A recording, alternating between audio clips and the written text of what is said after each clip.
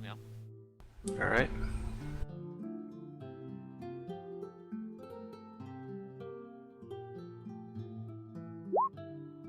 We get a brief chance. I have a couple just random out of character questions. Okay. Things too, but Yeah. we can What continue is it?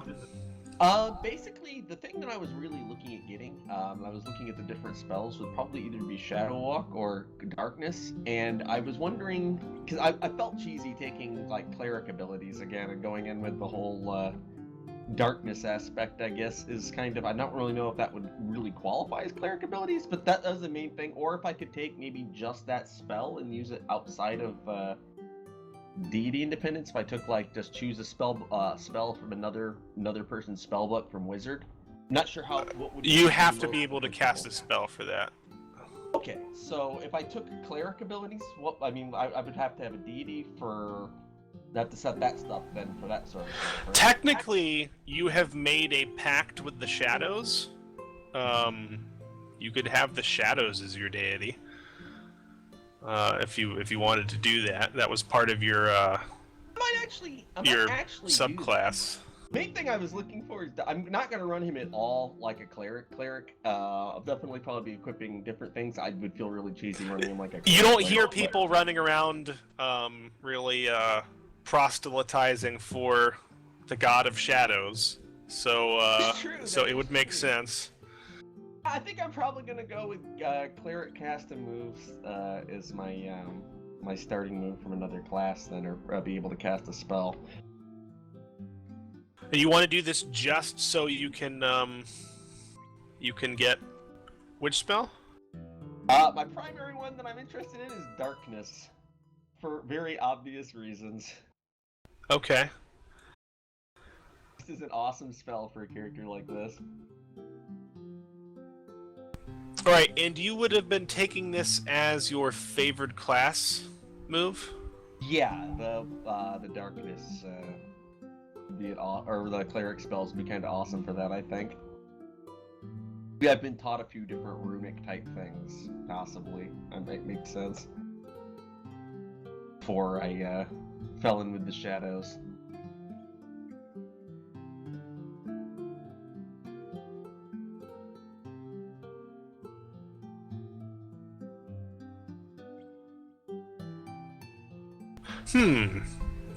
The one interesting thing is you technically would have had this before, but we'll treat it as you could have gotten it after. I appreciate that. Yeah, I was thinking maybe I learned a few runes or something along those lines, but spells that I'm gonna probably be playing him very different than the normal cleric. Probably Darkness and Mark of Death are the two spells that I'm most interested in for my kind of character.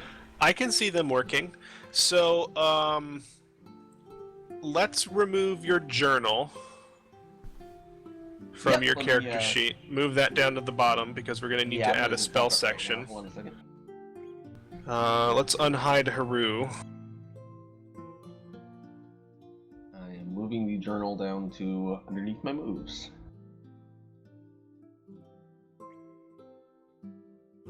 There we go. Okay, it's out of the way for now.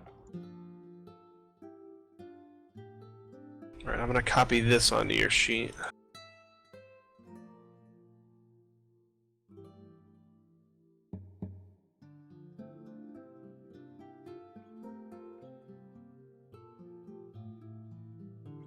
Let me move all my notes and crap out of the way too, just so I had all those.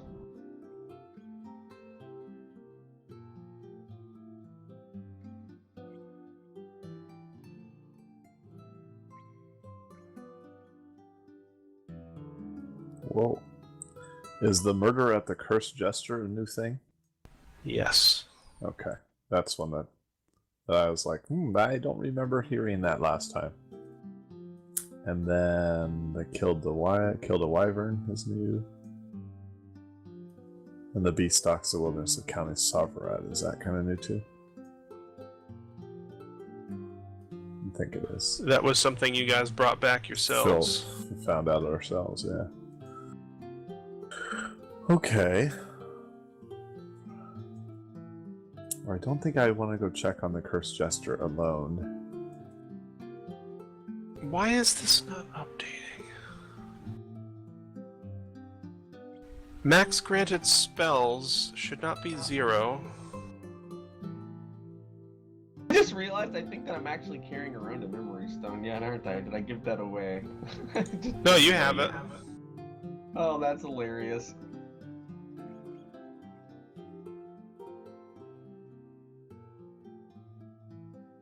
Right, since you took that as your first level alternate thing, you do actually have a full cleric spell level. That's awesome. Yep. All right. So you've got your spell book there. Make sure to clean it up and choose what you would normally choose. But you've played cleric before, so you know how to do that. Oh yeah, definitely. I probably don't know how to use a memory stone just yet, since I didn't know before. So I'll leave that off. Okay. So going back to the word around town, you can, Graves, read all about the first few things on your own. The human sacrifices in Rurden, a witch in the south. Those were things that have been here before, but you may have wished to touch back up on. Notably, there was a fire at the Villadoris. This was touched on last week, but nearly a week before the posting, which was, God, I'm gonna have to come up with some alternate way of noting these things down so I don't have to constantly update them. This is like a month ago. Nearly a month ago, people saw flames coming from the Daris estate. Everyone there has since determined that it was actually that mysterious egg that you guys retrieved from the corpse of Morgath the Devourer. Burst into flames, and a flaming creature emerged and tore off into the fields. More recent things, there is apparently a curse upon the small town of Camor to the south. You can read up on that, Graves. There's some news about the crazy adventurers and their flying ship. Baron Verendus has a new knight.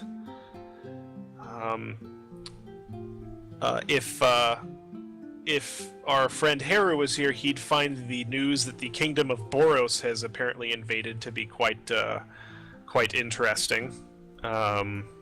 There's been some update as of that to everybody. Apparently word has reached that Count Gorak has dispatched most of the guard forces at his disposal to scour the lands to the southeast for this rumored threat, although they are spread thin with the South Sarvarad wilderness being so expansive.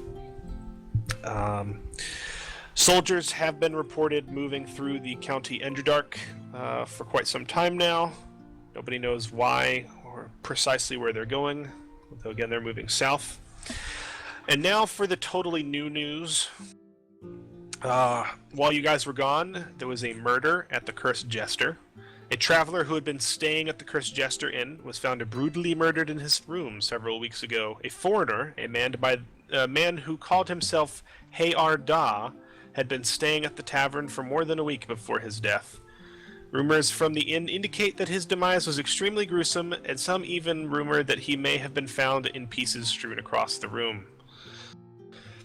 The Adventurers Guild fought the bandits and killed a wyvern. There's all sorts of tales of what you guys did. Talk is that a party of adventurers from the Adventurers Guild set out to escort Al-Hatan and his family to Urwald for his daughter Cora's wedding. They returned some weeks later amidst tales of slaying a wyvern upon the road, as well as fending off an attack from marauding bandits. Although they supposedly managed to get Al-Hatan, his wife, and his daughter to Urwald on time, it is said that there were several unfortunate casualties of the bloody attacks, most notably several people who had been in service to the family for many years. And lastly, you guys brought with you some rumors yourselves. A beast stalks the wilderness of County Sarvarad. With the return of the adventurers party, it seems that they bring with them rumors of some sort of beast which has been stalking the woods and fields to the north of Sarvarad. The tales are unclear, but it seems some sort of beast has been preying upon the more remote farms and smaller settlements, although whether it has actually attacked anyone or has been simply ravaging their livestock is speculation. Interesting. Where is Graves right now, anyway? That's really up to you. I think you've been in you returned to town with everybody else following the airship, but it has been almost 3 weeks now. The others set off on a journey to the north to escort a caravan, and I think you particularly were checking in on your fellow hunter Ulrich, who had been wounded some time ago. Indeed. So it's actually been 3 weeks. I definitely have a few things that I probably would need to be doing during that time. I will almost positively be selling the golden gladiator that I carried so much for so long. I'm using some of that money for me, but a lot of it, what is left over, it should be the majority. I'm going to probably donate to the hospice when I go to visit them. Okay. How do you want to try to sell this golden gladiator? I'll look for any shop in town that might buy a small statue worth 800 coin. That's quite a lot. That it is. If you were paying attention when we were dealing with Padine, this is definitely not your everyday sort of price that can be afforded. There are a couple trade merchants in town who may be able to buy it. They may be interested, but this is definitely kind of out of the sort of ordinary. Why don't you give me a supply roll, and let's see. Interesting, a supply roll. Okay. That's going to be with Cha. Cha, excellent. I wasn't actually sure what that would be. Let me roll it right now. Now you can still sell it, pretty usually, but something that's this valuable in a town like this is somewhat, somewhat hard. I'll buy that for $1. Need to come from selling a friggin' statue. So, I think. Quick question. Did I get a chance to heal and patch my armor since in those 3 weeks? Healing is not an issue. Armor I'm probably gonna need to take care of though, right? What actually happened to your armor? I think it got ripped up. I think that's. Where is this noted? I have it crossed out in my note, like up at the top, so I don't know what actually happened to it. Maybe it's if it's not listed, if you don't have it listed on your inventory, you no longer possess armor. Yeah, I just noticed that. It's actually gone. I'm gonna need to buy new. Yeah. Okay, so that's on the list. Anyway, I failed. All right, mark XP.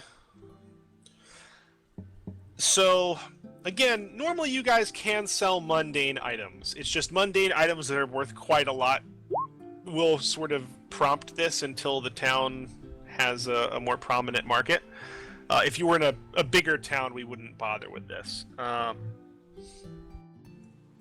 You get a few people who offer you insultingly low prices.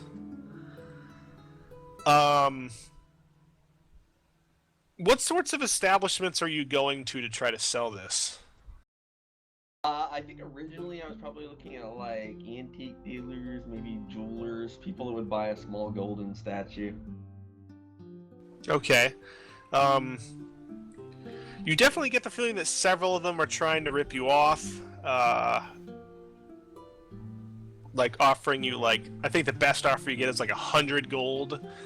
And you know it's worth way more than that. And as desperate as you are, you know that you can do a lot more with the gold that it's worth than it really is. And I think you're taking it to several different dealers, and you're not able to really find a buyer. And one day you're drinking at the Cursed Jester, and somebody tells you that I think somebody sees you drinking there, and they ask you hey, what do you have in the pouch there? Like they notice you have like a really heavy sort of pouch. Like this isn't necessarily a very small statue. I would say it's like 800 gold worth of a golden statue, probably like at least 8 inches tall. I think maybe you're just not having a lot of luck, and you're a little bit uncharacteristically drunk that day, and you spill the fact that you have this statue that nobody's giving you a fair price for, and you kind of bemoan this, and this guy lends you an ear, and then proceeds to tell you about a guy he knows that might be able to buy it from you. He says he might not be able to get you full price, but he can do pretty decent. But the guy that he says that he can put you in touch with is a friend. It's on the, I guess the northwestern, no, not the northwestern, I think it's the southwestern side of town. And that he can definitely move it. And this seems to be the only thing within these 3 weeks that really seems like an opportunity to maybe sell this statue. Like even if you don't take this guy up on his offer immediately, and you go back to looking for people to sell this to, you're really not able to find anybody, unfortunately. Even the typical merchants. There's one merchant who's talked about who may have bought it, but he's out of town at his daughter's wedding. And I think I have a plan. I'm gonna get the guy's name that's out of town for his daughter's wedding. Mm-hmm. And I am going to go visit Lara at the hospice in Arnhin. Okay. All right. Yeah, they say Al Hatan. They don't know when he's going to be back, though. That's fine. That should work out, actually. I think I have a plan in mind, potentially. I need to make 2 more stops in town before I think I'm in good shape. And Laura, I think, is going to be the first stop. So I might be able to visit Ulrich at the same time if he's still there. Okay. Yeah. You make your way to the hospice. I think you get there, and it's your typical day on that side of town. There hasn't been a whole lot of activity. You know that most of the active members of the guild are still out of town on this job that they're doing at this time. And you get there, and you knock on the door, and she eventually opens up. Lara is this I think she's late 20s or early 30s, shortish, sort of blonde hair woman, and she has a kind look to her face that's a little maybe haggard from maybe constantly being at work. Probably greet her and give a bit of a nod and say, and kind of motion towards the back of the area and ask, is Ulrich still here? I was hoping to visit him today. And also I wanted to speak with you before I leave. Oh yeah, she says, Oh yes, Graves was it? Yes, he's up now, and he's doing much better. In fact, he asked about you. I'm going to nod and say that I've got something of his I need to ask him about as well. I'm glad to hear he's doing better. Could you take me to him? Yes, of course. She leads you back through.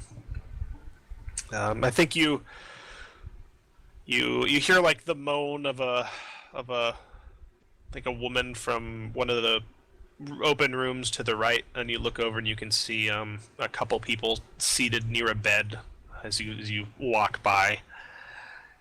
There's sort of a somber air in that section of the hospice, and you're led to Ulrich's room. Why don't you describe Ulrich for us? As you walk in there, he's seated. He's seated up in bed. Give me 1 second. I will actually do that because I actually had a little bit of a thing for him. 1 second. Okay, yeah, Ulrich's probably a bit on the aging side, probably like mid-50s, late 50s. He's he's had a bit of a drinking problem, but he's mostly a good guy, and he's probably saved Graves' uncle a few times. He's probably a bit of a maybe getting a bit on the overweight side, probably partially balding. Definitely tries to play that off, but is definitely getting older, which is a rare thing when you're in this line of work. So I'll definitely probably come in the room and immediately say Ulrich, and I'll extend a hand and say that I wasn't sure you'd pull through. Yeah, and he says, "Why I live and breathe. It's Memon Graves." And he starts to sit up, and he coughs a little bit, and then he takes her hand, and he says, "Laura, you don't know who you have here. This young man's a legend. You wouldn't believe how many harpies have tried to seduce this man, and he's still put an arrow through them anyway." And he has like a hearty laugh. Motion my hand down with a bit of like a downplaying motion, and say that don't mind him, and if you could do me a favor and not let this get out around town, particularly. There's some unfortunately powerful things out there that I'd rather not attract attention of at the moment. And I just kind of turn back to Ulrich and say that you have no idea the world of trouble that's been following me lately, but I'm glad to see that you're up. So how'd you get yourself knifed in an alleyway? Yeah, his face darkens a little bit, and he's like, "Oh, that. Well, I've been out of the game for a while, but I had word from a friend of mine that there was some sort of artifact moving through town, and much more powerful than the typical nonsense that these collectors go nuts over. And I figured that I needed to check it out. I guess I'm a little bit older than I typically am pretending these days." I'm gonna laugh and say, if not a little bit more drunk than you're typically pretending. I'm just gonna kind of Not as drunk as I'd like. Well, I'm gonna reach into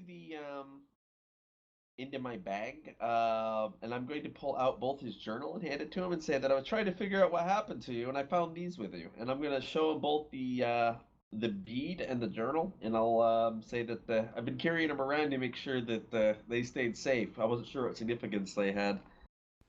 Oh, thank you. I'd wondered if these had been lost. A lot about that night is a little foggy. More ways than one. How long has it been exactly? The nurse has been kind, but she's also been very busy. How long's it been? It's been enough time to go all the way to the tower. It's been over a month. Okay. I'll tell him it's been over a month. I had to go out of town for a while, so I lost a bit of track of time. I'm just gonna kind of shudder as I think about the tower that I got stuck in. I think you've had the easier few weeks here. And I'm just gonna kind of look around at the hospice and say that, believe it or not, I think I might have been envious of you laying in a hospital bed with just a few stab wounds. That would have been a cakewalk. Well,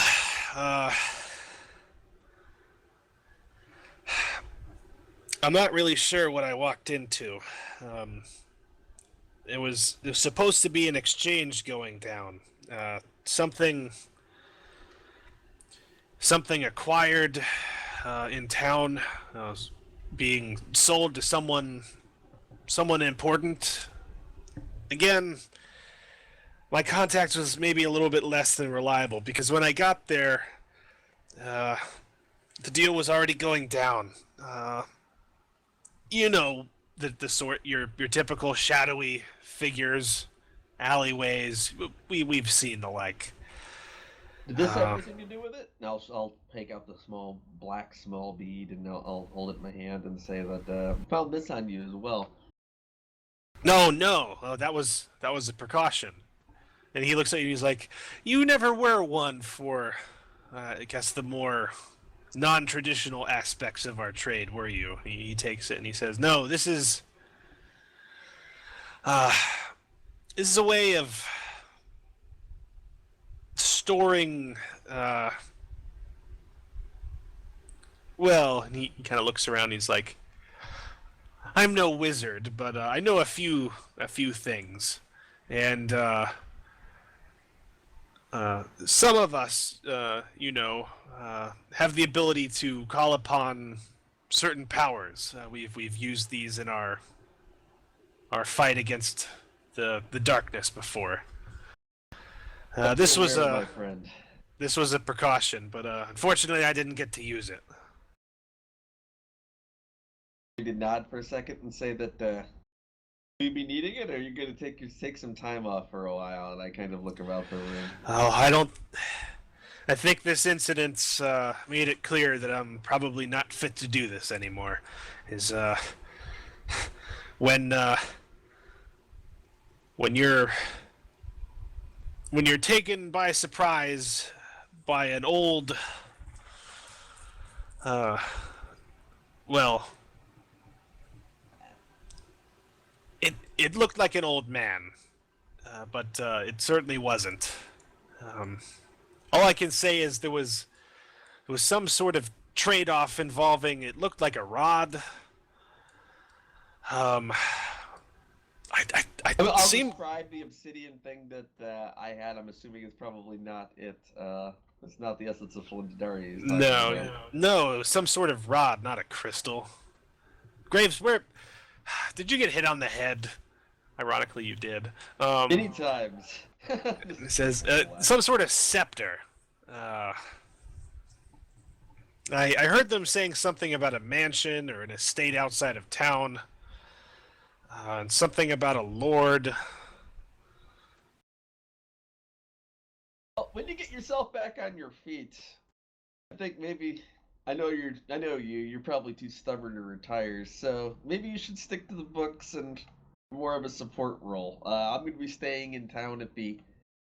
I'll like give him the address of Telemon's Manor, and I'll say that I'm sure that the always use a little bit of expertise on someone with your many years of experience, and I'll kind of get a bit of a chuckle out of that, and then I'll Well, I think he looks at the little black pebble sort of thing, and he says, "If you ever want to learn how to use something like this," and he hands it to you, I'd be willing to try to teach you.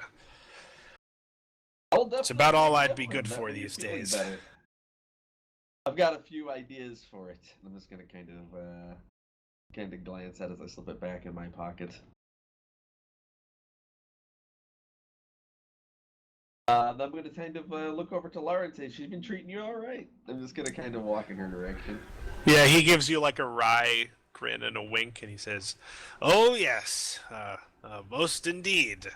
And he says, "Laura, I think it's time for my bandages to be changed." And she I think she just rolls her eyes and she says, "We changed your bandages not an hour ago, Ulrich." She says, "Oh, well, make sure you let me know when it's the next time." I'm gonna walk over to her and say that I appreciate what you've been doing here, and I know that some of these clients can be a bit on the rough side. And I kind of look over, and I know that, but you've been doing a good thing here, and there's a man coming back into town. I don't know when, probably a few weeks from now. I've heard that you could probably offload this easier than I've had luck with, and I'm going to take out the Goldian Gladiator, and I'm going to say that hopefully this will supply the place for a little while longer. I've got some coins back at the villa, so all I need to is if you could point me to a place to perhaps get some healing supplies while I'm here. This is yours. Yeah, her eyes widen at this, and she's like, "What is this? Is this solid And she looks around and lowers her voice a little bit. Is this solid gold? I'm gonna nod, and I'm gonna say that it is. But I do need to. She looks need to almost in warn you. horror at this thing, like she's never seen this much money before. I do need to warn you though. It is a right now a hard item to offload in town. I've been trying for the last few days. I was planning on bringing you coin instead, but the person you want to talk to is out of town for a wedding. But when they're back, you might have a good chance at using this to improve the hospice. Well, that's incredibly generous of you. I'll see that it's put to good use. Taking You're an sure? old man out of an alleyway and patching him up for no money? That's incredibly generous. This is nothing I can't afford. She nods and she says, I'll put it somewhere safe until this man returns to town. I'm gonna thank her and say that I definitely will be back, or at least I hope to be. And I'm just gonna kind of smile at both of them and say that I need to go stop by the old shed before I head back. Need to see if the blacksmithing gear is still there. And I just kind of glance over and say that if you want to ever stop by the villa, be happy to see you, Ulrich. Yeah, so he wishes you a farewell, and he says he'll be just fine here. You can see him kind of staring at Lara's ass from behind her.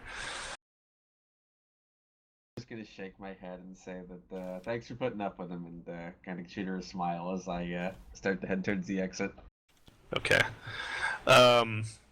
The last thing I need to do, this is a big one, is I need to attempt to essentially hit hit an armory in town. Perhaps some gear that maybe since I have a few weeks, I might actually go to a nearby stash that's not even in town and bring it back, possibly. Namely, I'm looking to do two things. I'm looking to try to use to restock my hunter's bag, and I'm also trying to repair my my heirloom weapon, but perhaps with some modifications to it, because the spike was damaged last I had it.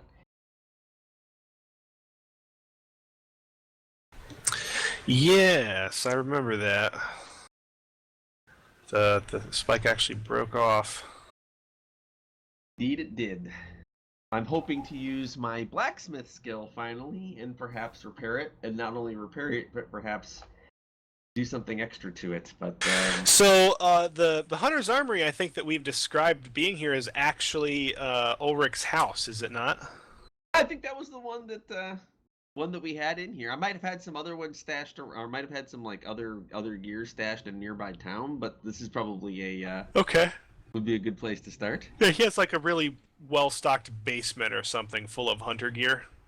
Normally, like odds and ends. Hang on a second. I'm trying to read how to actually. It's a flat 2d6 roll to access the Hunter's Armory. Trying to read exact. That's how I reload the bag. I haven't played Graves in a bit. I want to make sure I'm doing that right. You can always load your ammo. Find blah blah blah. Hunter's bag may be restocked from the armory or through fellow hunters and associates via hunting party. Okay, here we go. Flat 2d6. Dear Lord, help me. You could try to find a fellow hunter if you wanted to roll that. Here we go. Reloading the bag. Trying from the armory. God help me.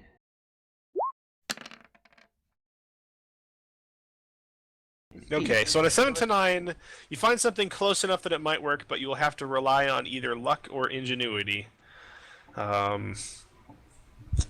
So you're looking to restock the bag. What is your current stock? I'm at 0 right now. Oh, okay. That's gonna be interesting. I'm gonna say, oh,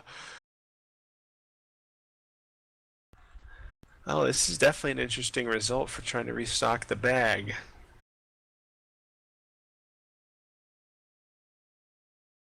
Deeply regretting not having an easier way to restock the bag. Oh, they're not your typical items. Yeah, that is true. I make Pretty great damn use of good. this in Recluse's campaign. Just as a side note, earlier in the week, I pulled an anti-magic oil out of it and broke it over the chest of a crazed wizard in my party. And Oh, that's awesome. he could no longer try to fireball us with magic. Yeah, I think you That's saved a freaking life. awesome. Either his or somebody in the party. Yeah, it was getting pretty out of hand. So I think what this means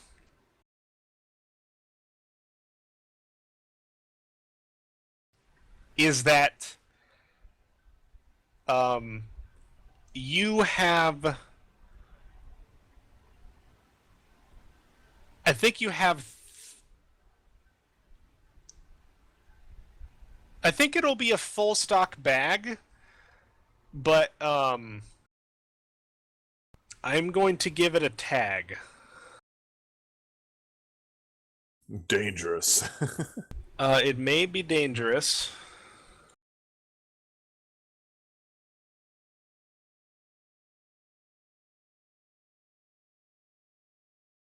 You're muted, Volsky. Said it's a full stock bag, but it's got snakes in it. Oh shit. I'm going to give it the awkward tag. It's unwieldy and tough to use. The bag You itself or items taken from it? the bag because of the items. Obviously, the bag, like the physical bag, is not unwieldy and tough to use. It is like both the bag. You've been forced to fill the bag with things that you think may help, but they're not the sort of traditional items that you would normally put in this bag. And what I'm going to say is that when you are going to pull something from this bag, you're going to have to become extra creative. There's going to be, I think, an automatic downside to whatever it is you're going to be pulling out of it.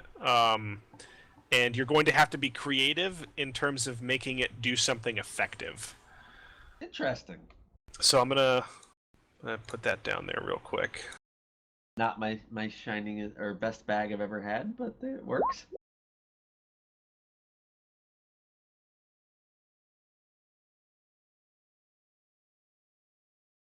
And what was the second thing you wanted to do during these the 3 weeks second before thing. they arrive? I had one question on blacksmith.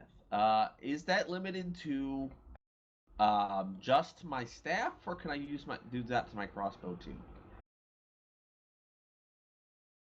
It's one of those things that's really sort of poorly worded, because it talks about it for a signature weapon. Now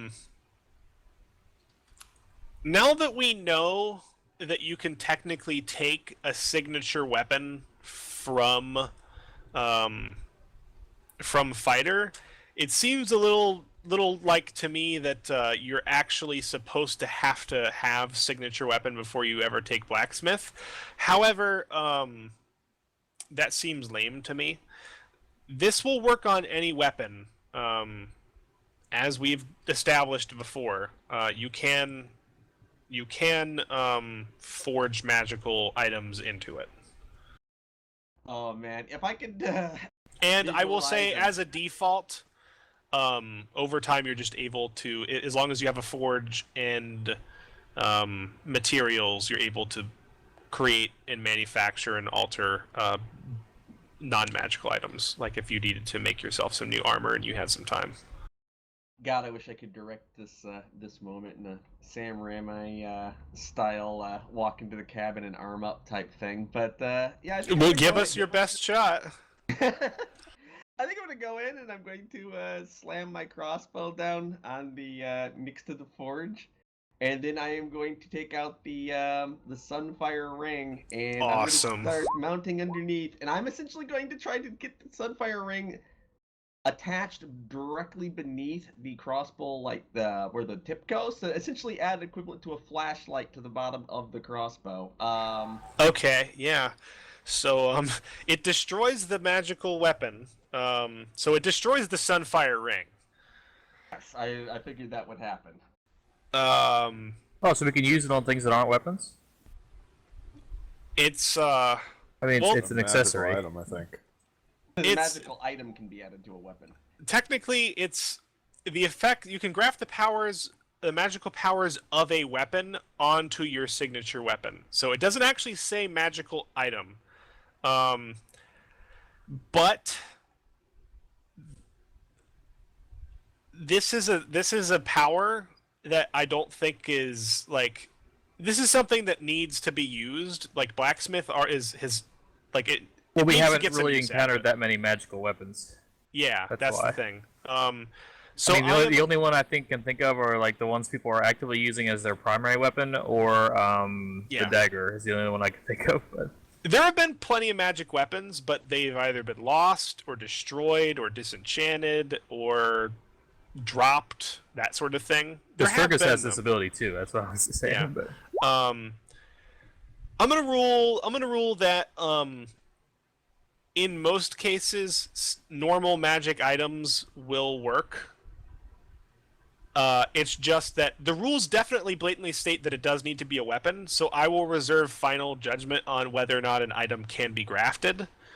But even then, like if it's an item that gives you flying, I'm like, okay, as long as you're holding onto your sword, you can fly. That still kind of makes sense, to be honest. Or if somebody grafted Telemon's teleportation cape into their sword, it'd do the same thing. So That'd be pretty cool. it's a little odd.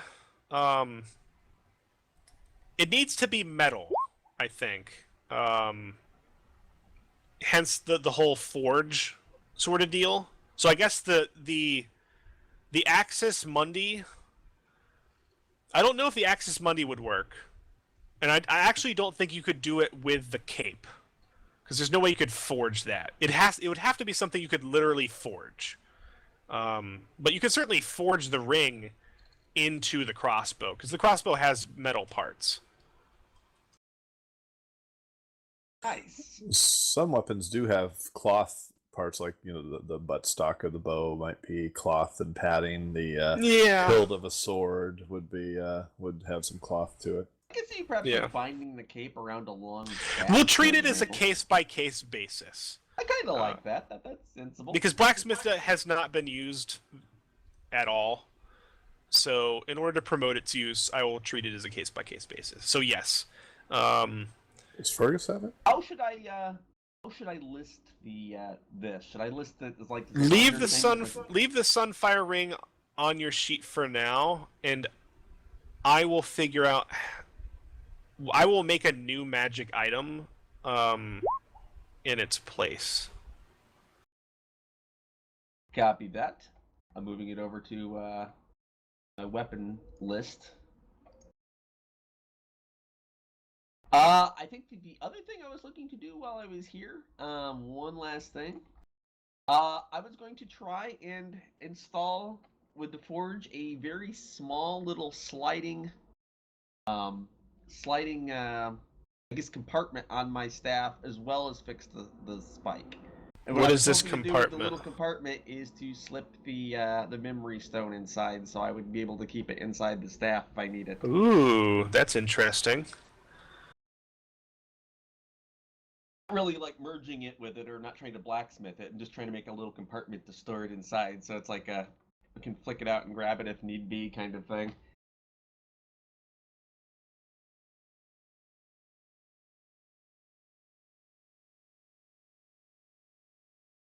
Is that something I can do?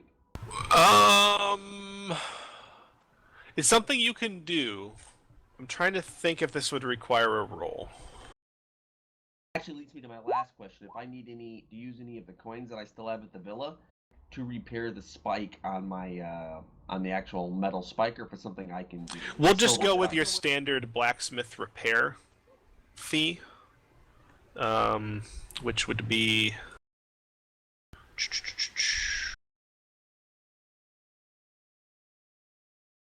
services. Custom item from a blacksmith. I know there's a repair. Repairs to a mundane item, 25% of the item's cost. You're repairing your heirloom weapon of all things, right? Which doesn't have a cost. Yes. Just say 50 gold. I'm thinking it might be a little bit expensive due to the spring mechanism and stuff. And the fact that this was a silver spike. Okay. Notably, my weapon's designed different than an heirloom weapon. I don't have the same tags as an heirloom weapon, but it's got its own unique things. So, how much is it? You said 50? Yeah. Right now. Got it. Very happily paid. And on shopping, since I'll probably shop on the way back, I can just pull from the list as long as I don't do anything too wild with potions, like 1 or 2, right? Well, this wouldn't even be on the way back. This would be in the course of several weeks. Okay. There are...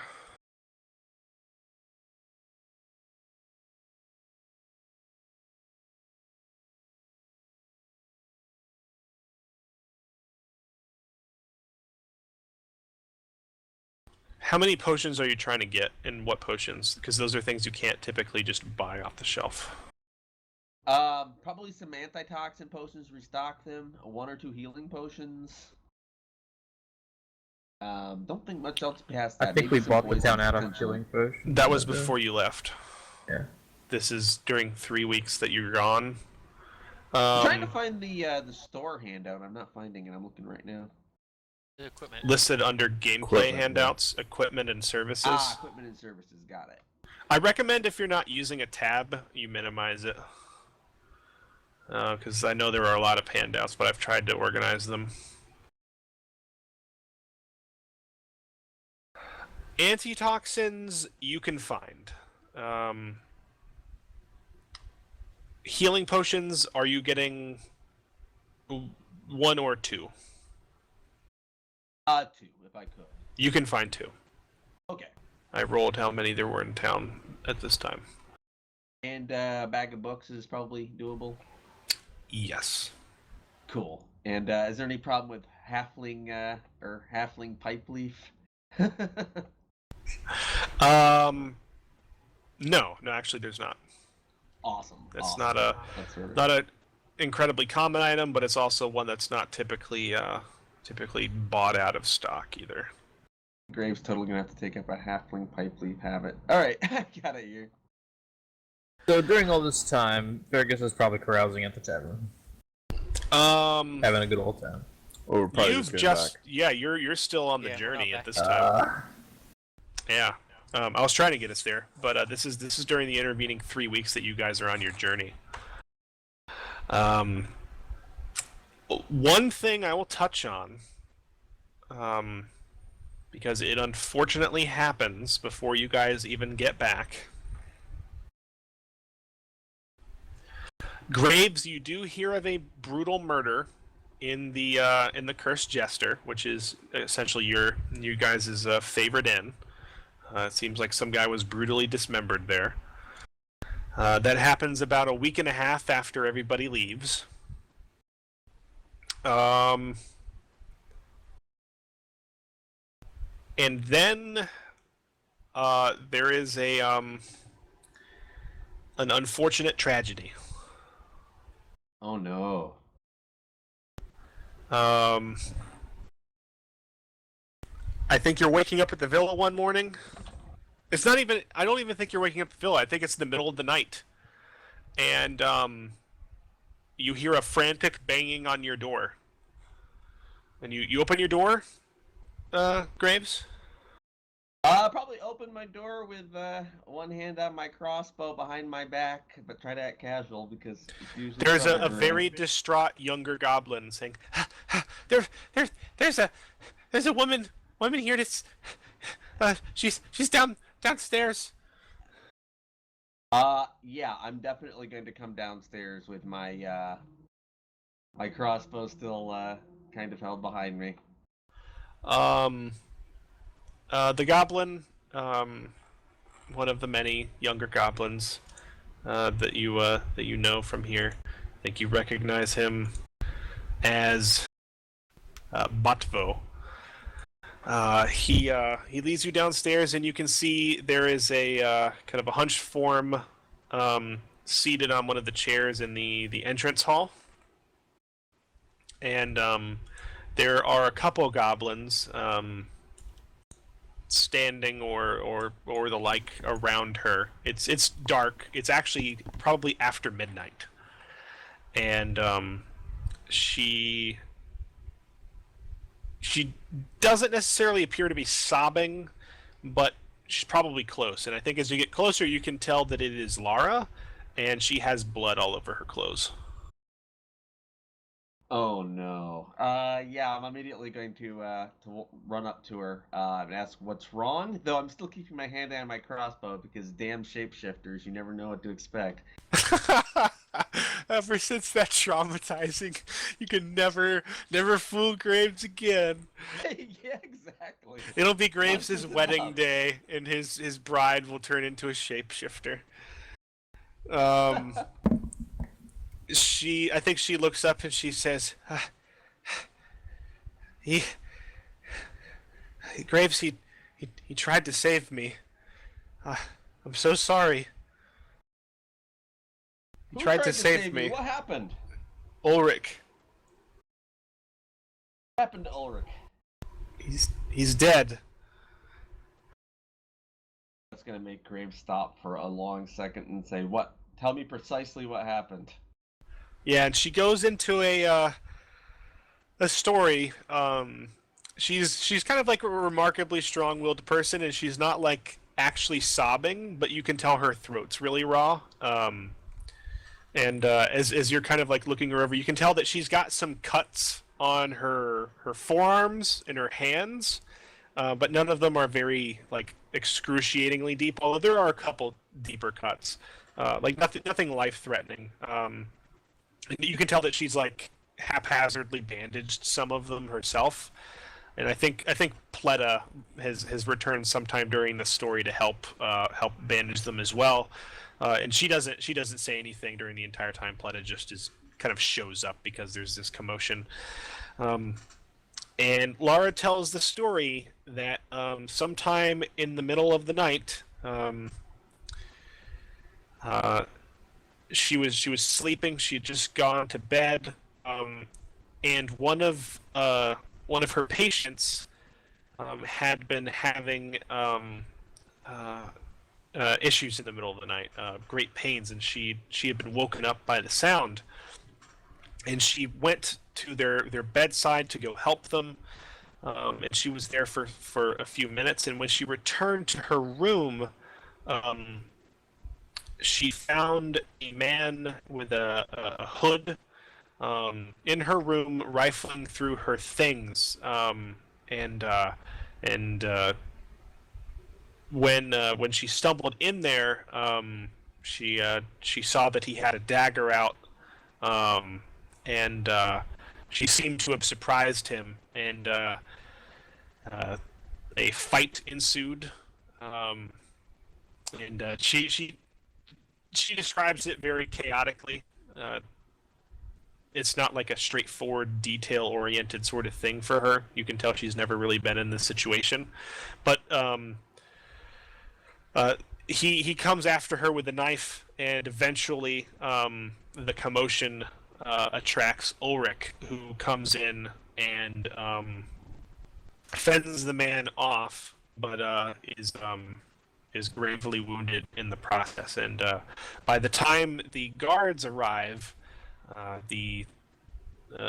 apparently the person who did this is gone. And even though she tried to save him, Ulrich bled out. His wounds being very grave. He still hadn't been fully recovered, and he apparently died. I'm gonna look like I just kind of flicker, but I'm not gonna look surprised. I'm probably going to start to look like I might be starting to get sad, and then it's gonna very much turn very, very much angry, and I'm gonna ask what happened to the man. I don't know. At some point, I got kicked back off my feet and I hit my head against the boards, and I wasn't out, but it was hard to think, and they were fighting. I think Ulrich hit him with something. They furniture breaking everywhere, and then he was stabbing Ulrich. I don't know where he went. He was gone by the time the guards were there. Which goblins are here right now? Who's here? Pleta is here, as well as like a growing number of the goblins who have been attracted to the attention in the middle of the night. I think also Rylan is here, because he was left behind during this. He has shown up, given that there is something going on in the middle of the night. Ryland, I want you to keep an eye on her. I'm gonna say, yeah, go get. Oh, Tolston is most certainly here too. Probably say, Tolston, keep an eye on her. And I want Ryland and some of the goblins to go get anyone that's at her hospice right now and relocate them here for the moment. And I'm gonna kind of look out and say that. Do you know if he was bleeding? Was he injured? She shakes her head, but she also says that some of the people there cannot be moved due to their condition. Ryland, perhaps we can get some people over there. Tolston, maybe the two of you could go over and keep an eye on the place. However, I think she looks like horrified, like, you think this person would come back? Graves turns and says that I'm going to soon find out. And I'm going to take off out the door. What time of day is it? It's 1 a.m. Yeah, I'm definitely taking off out the door, and as soon as I break out the door and around the corner, I am going to start shadow jumping to rooftops. And you wanted Tolston with you? I told Tolston to go with Ryland and her and keep an eye on her, but perhaps. Well, where is she going? Exactly. I'm assuming back to check on her patients. I mean, that's where you're heading, right? I'm headed there too, but I'm going to shadow jump the whole way. So that's why I'm not even sure if I know that Tolston can do that. So that's why I haven't just like ran out there and boosted it.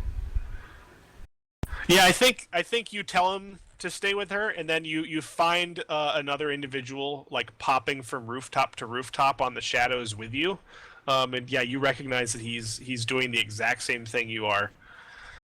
Probably hold up, and when he jumps up behind me, I'll say that. I didn't realize you could do that. Family trait. Just gonna kind of look back and, without another word, I'm going to keep jumping towards the direction of the hospice. Okay, yeah. So he goes with you. As soon as I get there, I'm going to jump down to the ground, and I'm going to try to examine the area for signs of blood trail or anything that might. Oh, there's blood everywhere. When you get there, there are some guards on the scene.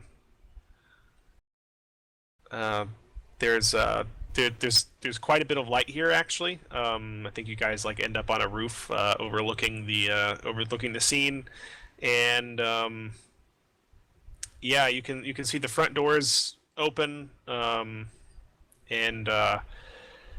there's one person standing outside in your typical Arnhem guards uniform, and it looks like there's probably at least a few people moving about inside, and you can actually see even from here there's a large pool of blood that's visible from even outside. I'm going to kind of just shudder and steel myself, but definitely still in very much anger mode. I'm going to try to jump down out of sight and then just casually walk around the corner and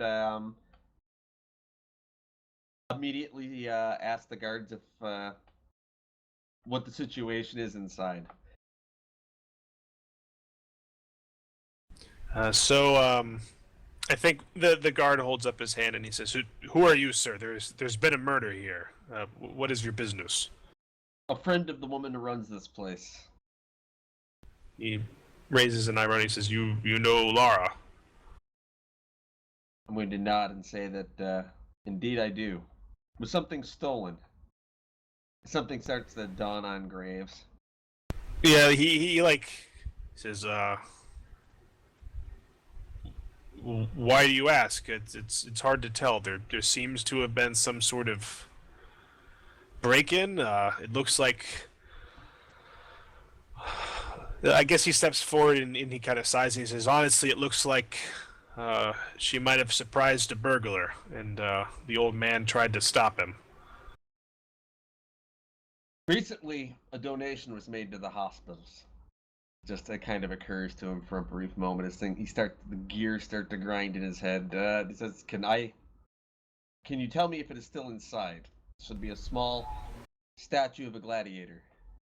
I haven't seen anything. I've been out here the entire time, and he's like, James, someone coming in. And he just says, "Look, I think I recognize you. You've done a few things with the guild, right? Just don't make any trouble inside. We're still trying to. Nod.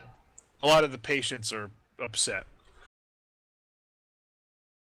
I'm gonna step in and just shake my head and say, "Oh, Ulrich," and then I'm gonna sound very, very sad as I'm starting to put together what actually got him, and said that after all you've been through, some greedy asshole. And I'm just we'll walk towards into the place, and I guess ask the guards if they have seen the statue and look around for it. The first thing you see is a 4-foot pool of blood that's drying into the wood, and there is a body on the floor with a white sheet over it that's been heavily stained. You can see a guard kind of walking towards you from across the other side of the room. Just gonna look at the sheet and just try to retain my composure. This is not the first time I probably lost people in this line of work, and it's hard every time. But right now, I have a feeling I know who did this, and I want to make sure that he's brought to justice. So yeah, greet the guard and say that, and I'll describe the statue that was donated to the hospice. He relates to you that they have not found anything of the sort on the premises. I'm going to nod, and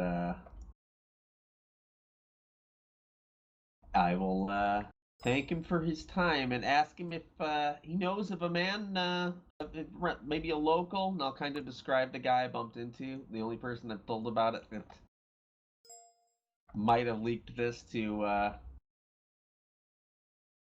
unfortunate sources, or at least the person that I think might likely most have overheard this. Yeah, I think he says know a few individuals by that description. Any with frequent trouble run-ins with the law? Any of them giving you a hard time around here?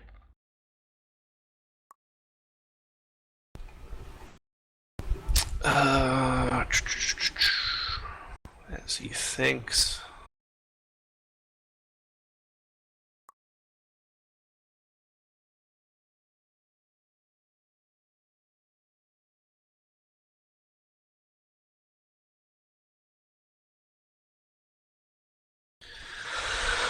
Well, I couldn't give you a name. I've seen. I typically stay on this side of town. But southwest side of town, drunken beggar is a common hangout for that sort of type. Drunken beggar. Thank you for your help. I'll be back. Make sure he is taken care of. I'll pay for all funeral arrangements of the victim. He was He friend of nods. the family. I'll turn and say that forward the bill to the what's the name of the guild in town? Like The Ironhead Adventurers Guild. Okay, yeah, I'll say forward the bill to the Ironhead Adventurers Guild. I'll make sure that it is resolved, and He nods. I would like to make sure he has a proper funeral. If the body can be sent there once you're done, and I will start to head out, probably in a very determined pace. Yeah, you walk out. I think you walk past the guard out front, and you take a left-hand turn, and you walk past the alley that's nearest to the hospice, and it's mostly dark, and you can see Talton is walking there too, and he says, Looks like your friend may have gotten a piece of him. Merman, or Graves nods and he looks to him and says that this is bad. I can handle someone dying when you're hunting a power that's so great, and I've seen a lot of people fall saving a lot of people, and I think that Ulrich just was killed for a mere donation I made to the hospital earlier, a golden statue that's been more trouble than it's worth. I was hoping that they could help fund their expansion, and I believe that in my efforts to sell it, he may have tracked me there. I'm just going to shake my head and say that recovering the statue is a priority because the hospital could use the money. But he nods. I want to go get this guy.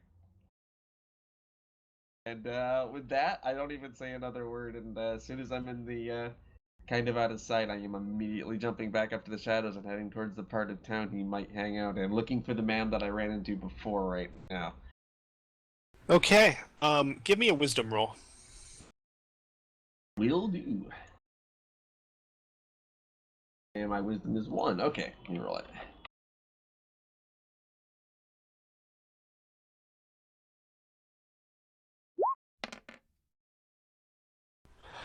Oh, thank God.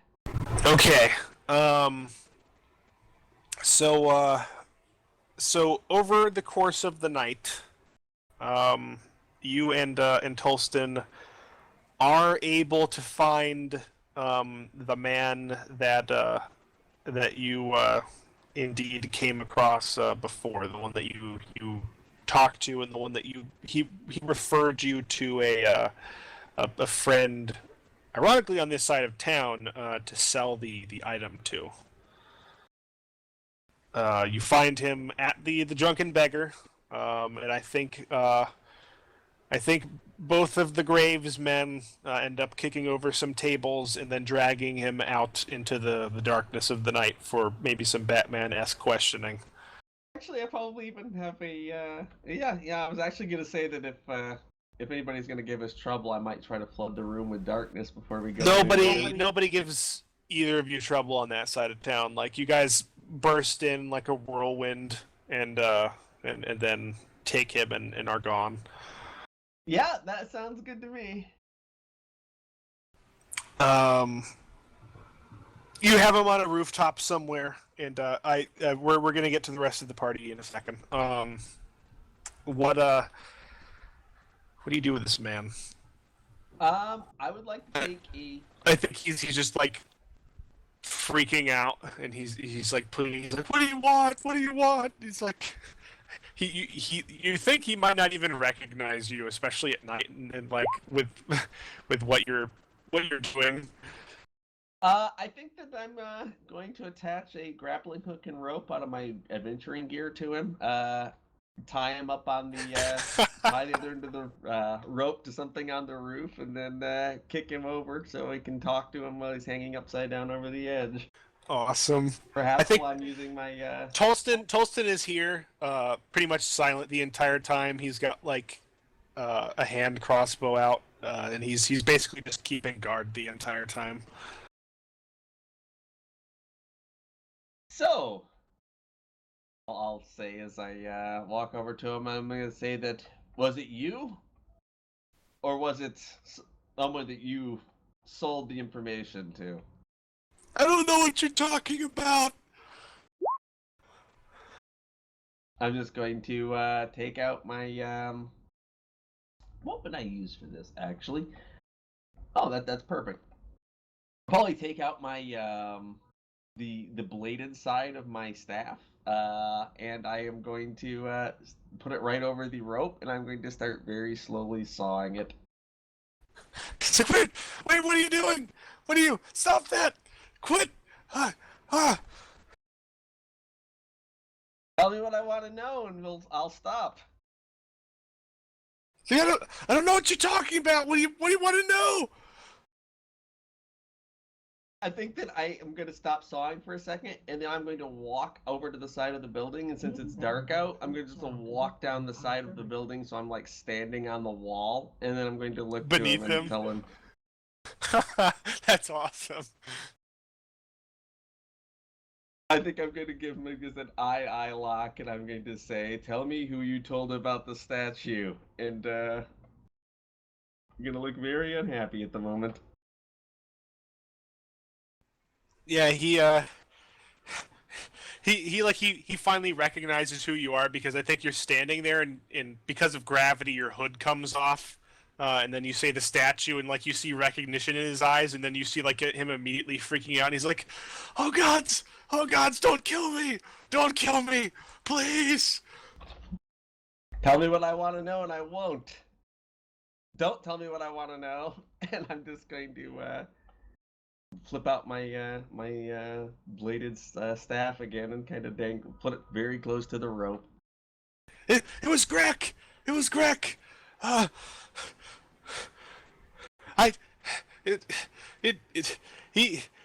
Hammergut.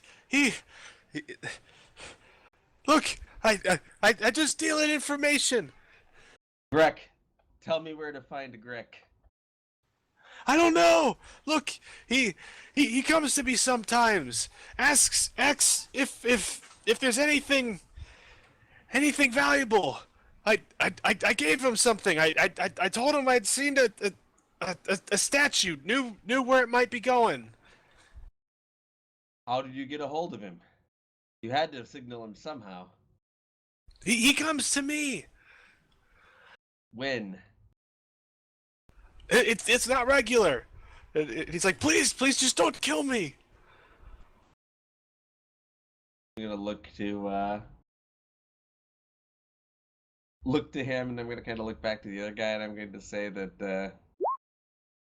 So, when do you expect his next visit? I don't know. Sometimes it's days, sometimes it's weeks. Where does he visit you? My shop, same. Look, I have a food stand. It's a good place to pick up information.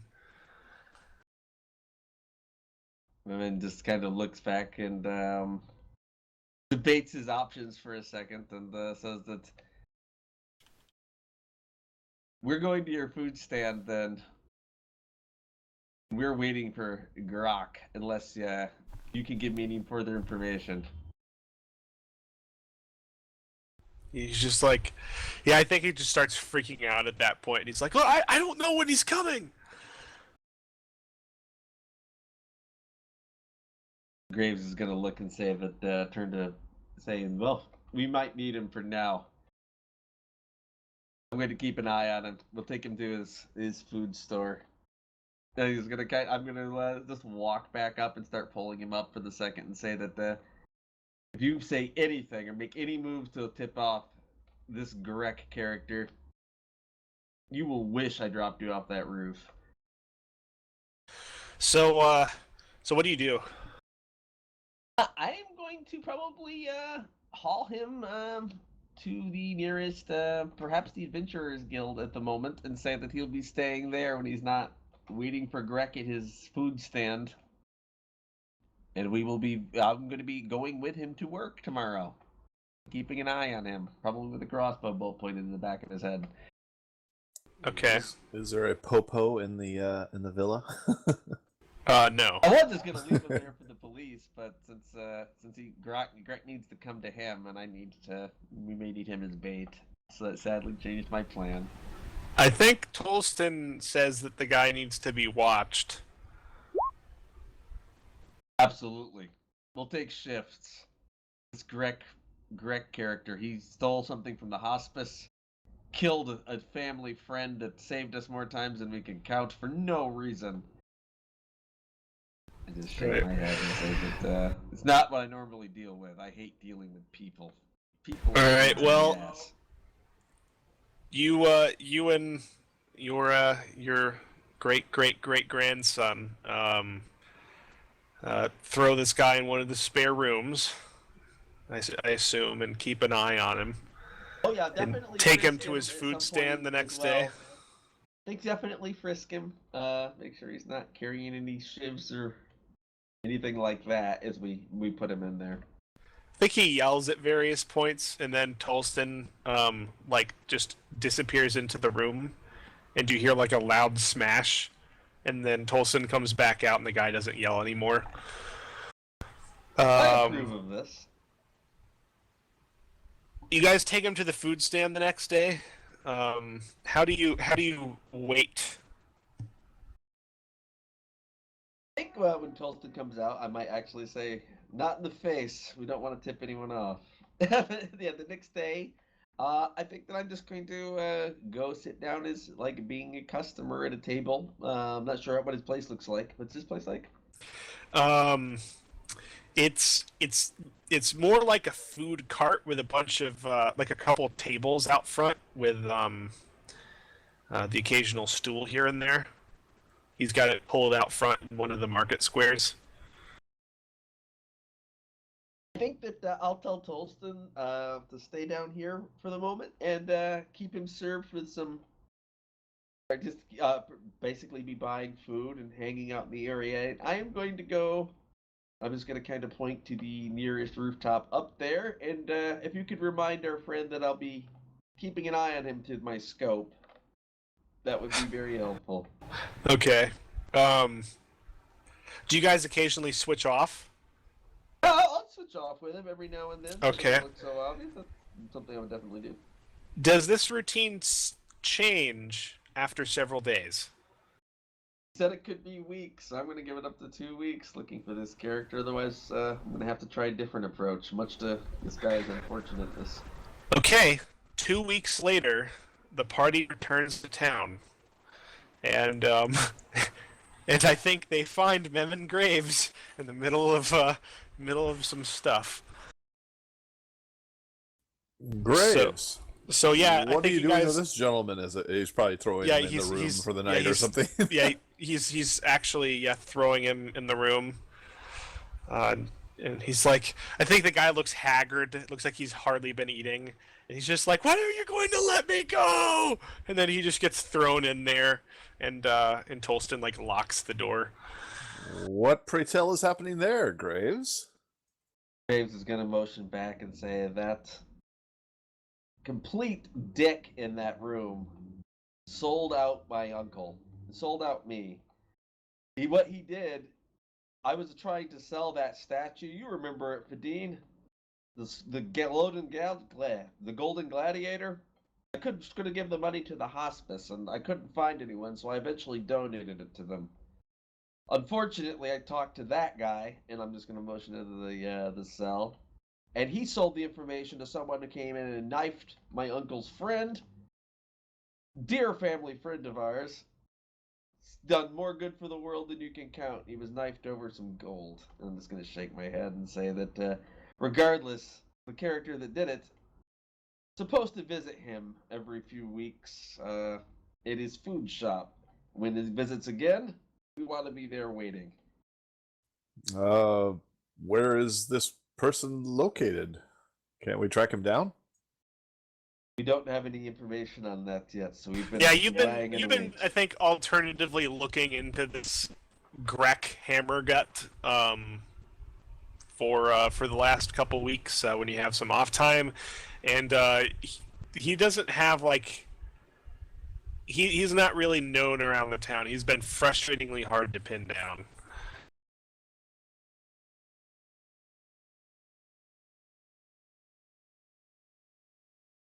I have 2 questions actually, for as far as what we've been doing and what we may continue to do.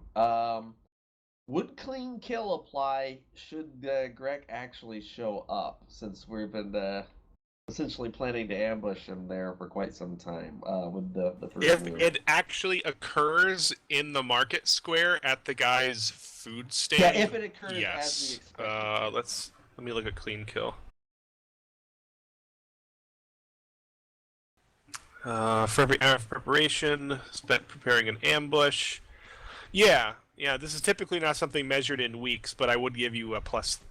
Probably, it would depend on whether or not, if the individual situation, like if you had just been there for 15 minutes and he just showed up, I might just give you a +1 instead. But provided you had actually been there for some time, I would give you probably the full thing. Makes sense. And the other question I had was, because this could become important, what do I need to actually build traps? Because that's been a question I've had a couple times. I'm not really sure what I would need to do. Like, can I buy parts to build my traps, or what would be the best approach for that? It depends on literally what you are thinking to do as the trap.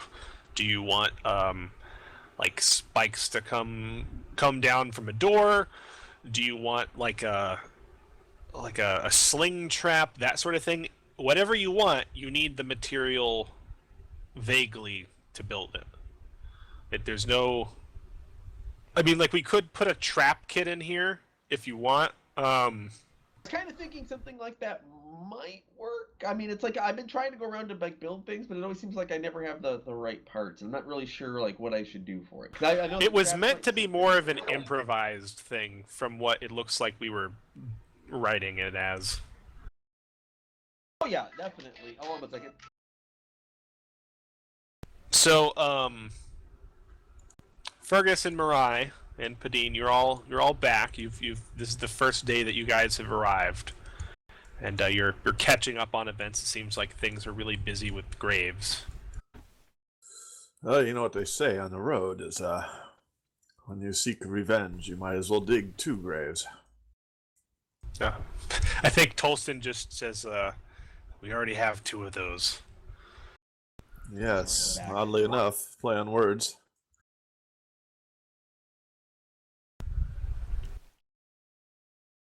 So, Fergus, Marai, any thoughts on what you guys are doing? Once I get back, I'm gonna have me a drink at the bar, maybe carouse a little bit. I'm going to be caring for our baby raptor. All right. So yeah, you're caring for your new baby raptor. Are you you're like taking it outside into the fields back behind the guild and caring for it and like having it walk through the grass and stuff? Yep. Okay. All right. Yeah, that's definitely a thing. Pretend to be prey. I think all of the goblins are just like, Longclaw. And they recognize this thing from the island, and they eagerly follow it. Some of the older parent goblins like look a little bit nervously between them when they see it. I think at some point I'll probably chat with Padine about what happened at the end of the tower and make sure he understands that I wasn't trying to abandon them up there when I left. I was very surprised with how things worked out. I was informed a little bit when we met the army from Boros. They told me a little bit of stuff, the information of why this was such an important item. So I do understand to some degree, but yeah, I was disturbed by your actions there.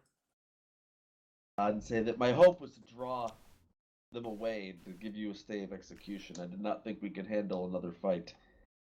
Was not trying to abandon anyone, and I apologize for how things went down. But I wanted to make that clear so there would not be bad blood. Didn't know why you weren't more forthcoming with information. Did not have that much information, unfortunately, at the time. I had no idea the army would be here. All I know is that I unfortunately ran into that old wizard. What did you do with the body, anyway? They said that you took it. Yes, I left it up there, but Hero buried it for Bahamut. Hero buried the necromancer? It's good to know. I will, Oh no, the bag of boy, I thought you meant. Oh, I'm glad that was also buried. That child deserved a burial after all of this.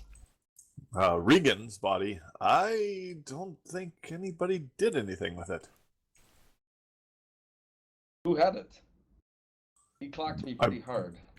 I believe the army, but I was over by the boat. They thought you had it.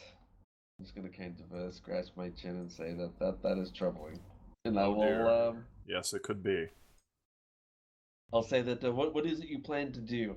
I must recover this money for the hospice and avenge my uncle and see that this killer is brought to justice. But then I've heard many disturbing things from around town. What is the plan for the Adventuring Guild after this? Well, is there any word on where this Grek hails from? Have you gotten any clues where we could search for him and maybe also do something else around town? Two birds, one stone type thing? I think that I need to be laying in wait for this unfortunate contact, but we can stay in town until more information is gained. And I'll just kind of motion and say that specifically, I heard some very disturbing things. I think that some townspeople believe they burned a witch. And I know how that goes. Usually when the townspeople think they burned a witch, they burned some innocent. And I'll say that I've also heard of other disturbing reports that we should investigate as soon as this can be resolved. But this needs to be resolved. And I'm just going to sound very upset about this.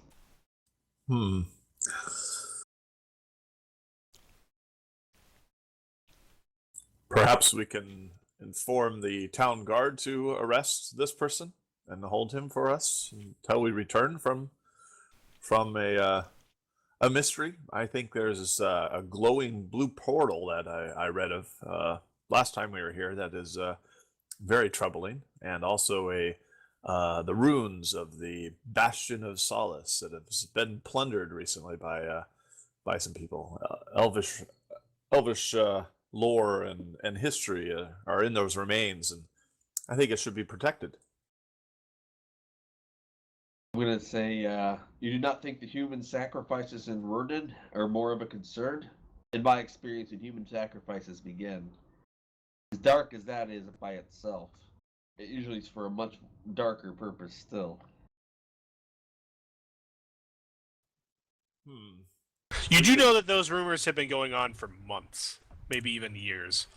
Yeah, these rumors have been long standing. I don't know how much myth there is to them and how much reality. We could swing by the region on our way to one of the others if it's at least partially on the way. I'm not sure where the Bastion of Solace is in relation to these rumored locations of the Burning Witch, I guess we could call her. It's worth an investigation. I'll just say that, and so is this portal. Portals are rarely a good thing for the average folk. So where in relation to Arnhem were all these things located? Do we know, or we would have to find out from some things you need to talk to the people who are posting them. Some things you literally don't know. Okay. Rurden is right here. Oh, So it's a very out of the way town. It's a mining settlement.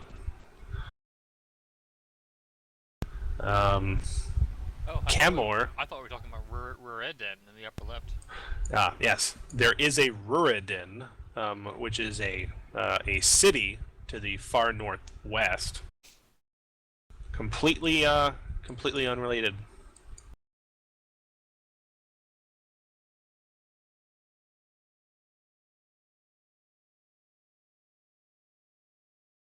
But are you? Sounds like you're dropping the Grek hunt for the time being, since you haven't had any luck. I'm not. I think he wants to stay and do that. I'm going to say I'm going to stay and resolve this first before I'm going to leave. Grek is. I'm going to give it another few days because I believe if he doesn't show up in another few days, I might change my approach. But I'm going to give it just another couple days while we're in town before we head out. I would probably want to inquire that next day, if this is that evening, about those other posts and maybe the word about town to find out where these things are all hailing from, to get an idea geographically where these things are all at. Hard to talk with food in my mouth. Sorry.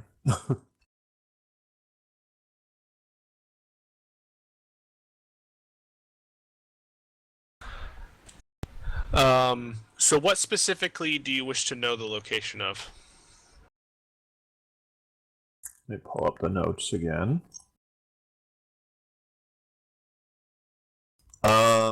Let's see here. The mysterious glowing blue portal. I would want to ask. He we would have to not. go to. He would. Yeah, he would not divulge that location. Okay, so He would. we'd He have would to travel with. He's still here. We'll macro that meeting. He would still be here. Still looking for adventures. He's actually probably traveled to Enderdark and back since posting this meeting, and he's just come back. And he would have met you in one of the taverns, and he would gladly talk about it. And like the fact that the guild is showing interest, really is brings him a lot of enthusiasm. But he insists that you sign up for the expedition, as he calls it, and he will not divulge the details before then. And even then he will not divulge the specific details at all. He said that he will be leading, it's somewhere west of Kelburn. That's all he will say. That's fine. I would ask him if he has any knowings of a Garek in his travels. Garek Hammergut. He has never heard of a Grek Hammergut. Okay. Then I'd probably go to the Terrandal and ask exactly where the Bastion of Solace is. That is a hard one to get a meeting with. She is a noble. You would have to set that up. She's not a walk-in sort of person. Okay. You give notice to her servants that you wish to speak with them? Yes.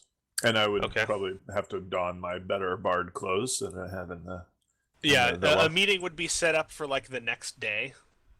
Okay. Like a lunch meeting or something. And she would greet you, saying that she is grateful that the Arnhen Adventurers Guild is taking an interest in her post, and that the situation is getting most dire. She is most notably a very prim and proper elven lady. You get the feeling she might be the wealthiest person in town, aside from Telemon and the Baron. Like really old elven money. Money, yeah, gotcha. Old money. And she says she absolutely cannot divulge the location of Gwernareth because it is this ancient fortress that should be protected, and she would have to have your assurance that the guild would go and protect it and look into it before giving the location to you. And we would be her charter. She would come with us. She would not. One of her people that would guide us to it. She says that she would be able to direct you. She does not give you anything more than that. Okay. She doesn't imply that she would be sending anyone with you. Okay. I ask her for general direction: north, south, east, west. She said Gwernareth lies in the mountains to the east of Arnhem. Oh, okay.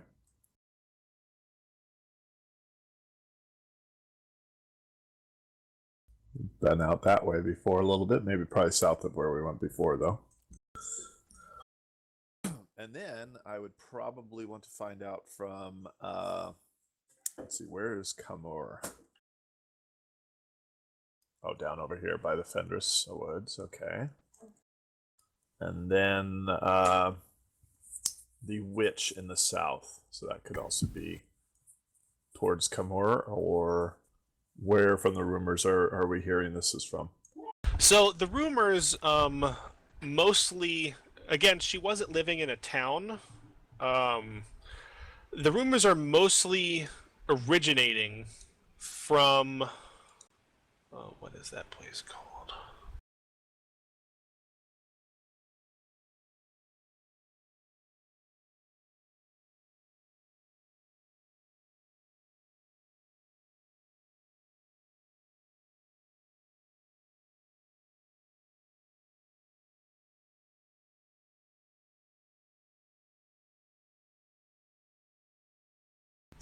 Um, the rumors are mostly originating from the area of uh, the uh, uh, the Tewold settlement, which is no, not Tewold, Wowood.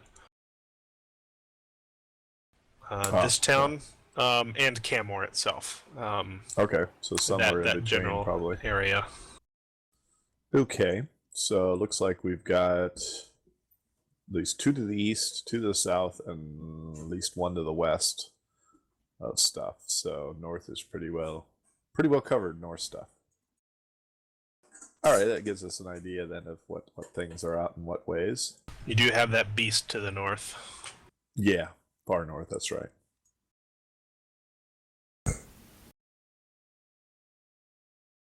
So after learning all this information, I come back and kind of ask Fergus and Marai what their thoughts are on what to do next. If Graves hopefully can join us too, or if we should join him in hunting down this Grek character.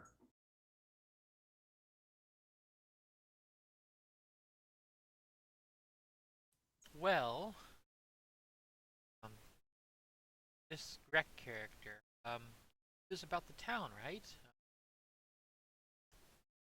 I understand that he visits from time to time, but he doesn't really hail from here. Nobody, Hammer from does. what you have been able to gather, you are not sure if he is actually native to Arnhem or not. You definitely can't confirm that he is. And I will say that with that success investigation that Graves had, in the several weeks that he's been looking into it, both of them, they have not been able to find any evidence or sightings that he has been sighted in Arnhem since. So he must have gone somewhere. So the man took something? Yes, apparently he took the life of Memmon's uncle. Yes, and I understand he that. took the gold statue that was found in the depths beneath the spire of Orikven. Well, it strikes me that the man having a very expensive item to sell, probably far from here, you could probably go where the nobles are, toward the Hattern maybe, or somewhere up there. Towards Enderdark to sell the good. Yeah. If I had to look at the map, it definitely seems like he would go northwest more than southeast. I doubt the elves would buy such a thing. And this was over 2 weeks ago that this occurred, so more than likely he's already made sale of such item and is either carousing himself or set off to another location. Quite possible.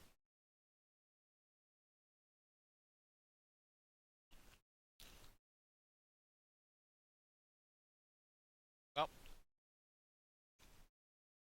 So if I had what? my choice, I would. The protection of the ruin seems good, but having everything going on, I think the portal sounds more dangerous. Yeah, I concur with that. Though And giving a title to the guild could always do nothing but good for business. I think spreading the name of the guild, perhaps we'll get new recruits and see what we get a positive reputation. Would always be good. yes, these are both very noble quests, and each have great advantages. I think I'm more worried about what could come out of a portal, though, than what some treasure hunter might be doing with I an would tend ancient to agree with elvish you, being goods. as like the other one, it's an ancient ruin and probably shouldn't be plundered, but depending on like ruins, I mean, like there's dangerous things in ruins too, but sometimes they defend themselves. Um, I would lean toward the portal being more dangerous and probably needs to take care of. Of course, who knows? I mean, you don't know, right? Maybe some wizard got bored and said, I'm just gonna open a portal to someplace random. True, but you would think it would close after some time. True. Usually immediately after they've used them.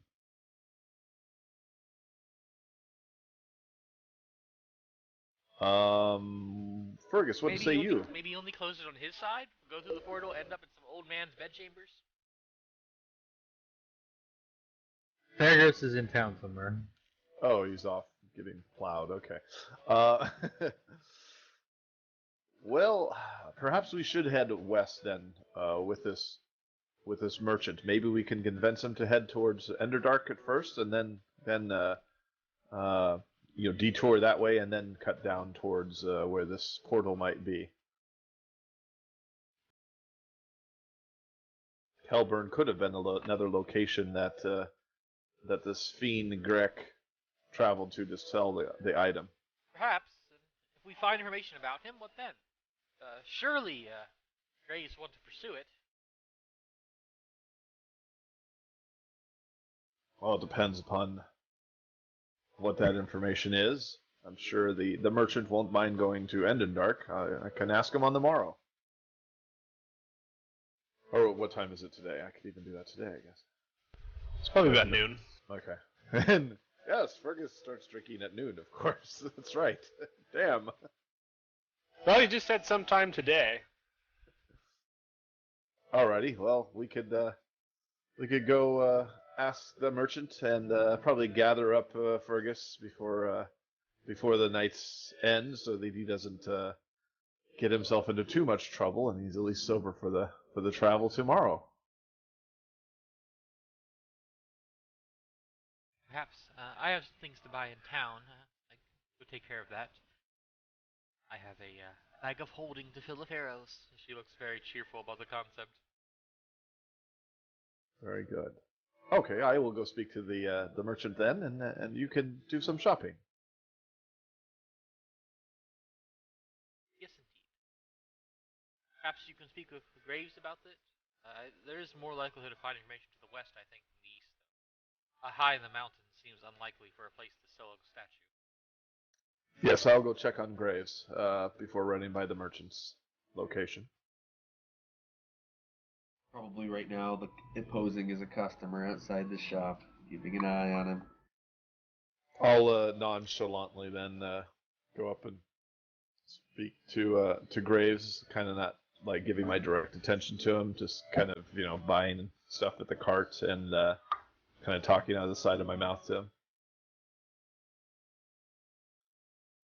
Graves, any news on this Grek? I'm gonna shake my head and says that if he does not show today, I might take things in a different direction. I spoke with Marai, and she had some good ideas that this Grek fellow might have taken your item. That was a quite valuable item, and taken it to Enderdark to sell it there. Graves nods and says that it was hard to offload here. It's possible he did sell it along those lines. I have a theory that if my uncle was in town for long, he probably had at least a few friends. Maybe someone will have a way of tracking him a little more accurately. So, are you good with traveling to Enderdark in the morning? Possibly, unless something detains us tonight if we locate him. I will get back to you this evening. Very well then. And I take an apple or something from the cart after purchasing it. Does that cost any coin? What I purchased at the food cart? Okay. And I make my way to where the merchant would be, where he's hanging out mostly. I think he's at one of the inns, right? Yeah, you're looking for Aldart? Yeah, the merchant. Okay. Eldon. He is actually staying in one of the inns at town. Alrighty. Let me see. Inn generator, huh?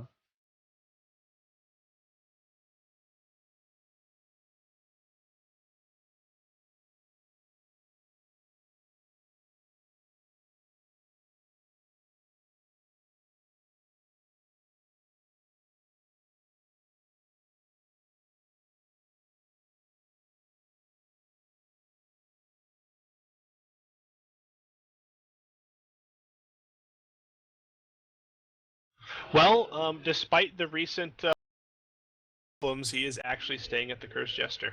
Oh wow. Yeah, room freed up. I guess. Alrighty. Long-term availability. Yes, exactly. Vacancy. I will go to the Bates Motel. I'm in Cursed Jester then. All right. Give me a second.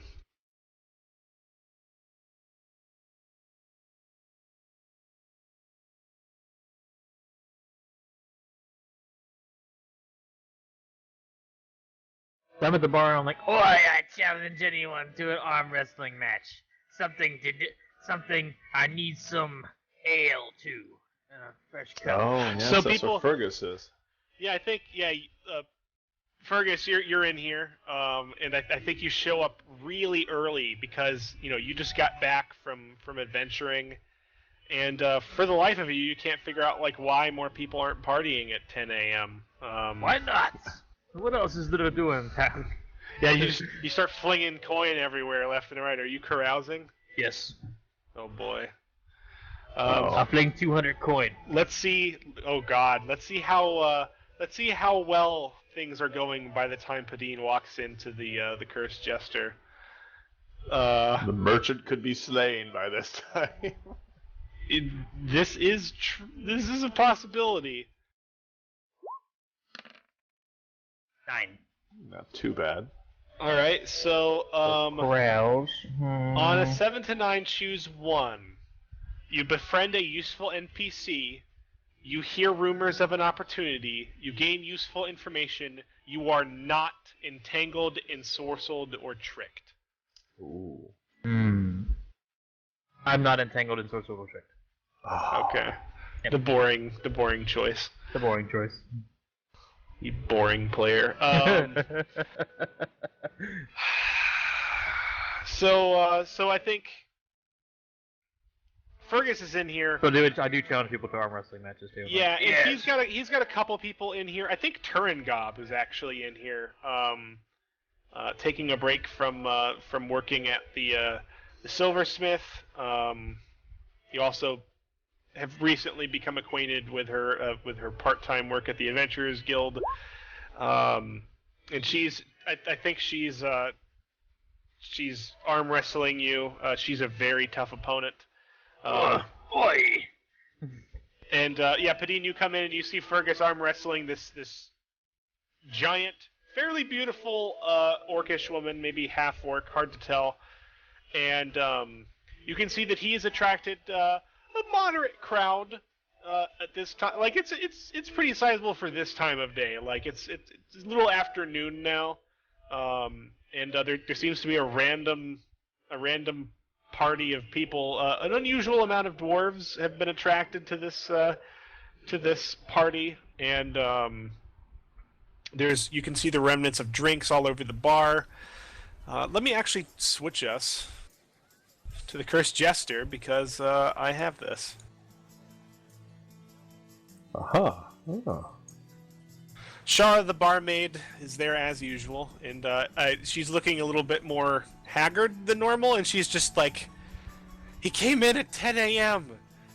10 a.m. I just got here. Alrighty, I'll go over to the table that they're arm wrestling at, and I'll say 10 coin on Fergus. He is slaying the wyvern north of town. I think Turingob says, I heard about that. I don't think you really had anything to do with it. Indeed we did. I heard it was all that little goblin lass. Well, for me, it would have hit the cart, though. You should have seen me deflected as they come in hard. It was gonna destroy that cart. All right, so you put 10 gold down on Fergus. I think Any takers? I think there's a fat man who walks down the stairs, and he's like, I'll put 10 gold down, but if I win, I'll put 20. If I win, though, you gotta stop this nonsense. It's driving me mad. I've been trying to get some rest. He's a fat man with like a handlebar mustache. Looks to be from out of town. He's got fairly decent clothes. You definitely don't recognize him. I don't know if I can promise that, sir. Fergus has got the stamina of an ox. He narrows his eyes. He smells like one too. I'd take in a whiff. And Oh, I be not that bad.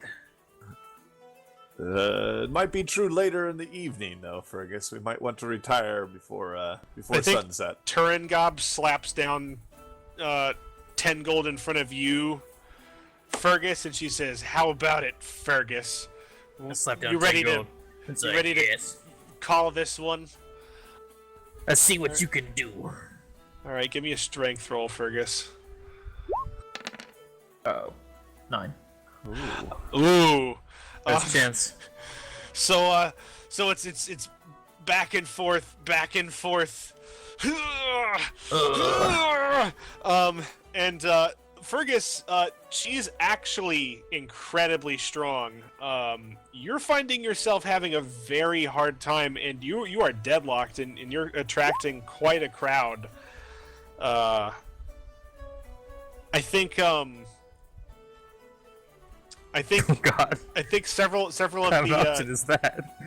several of the dwarves are like chanting, and then there's some other people who are in on the side of the crowd, and they're like Fergus, and someone's like Clanmidhammer. But it's like an epic battle. You're there for like a full minute. It's just deadlocked. But so the only ones who are actually there drinking with him to be in the You bar can- are other dwarves. I think you know that you could push yourself a little bit harder.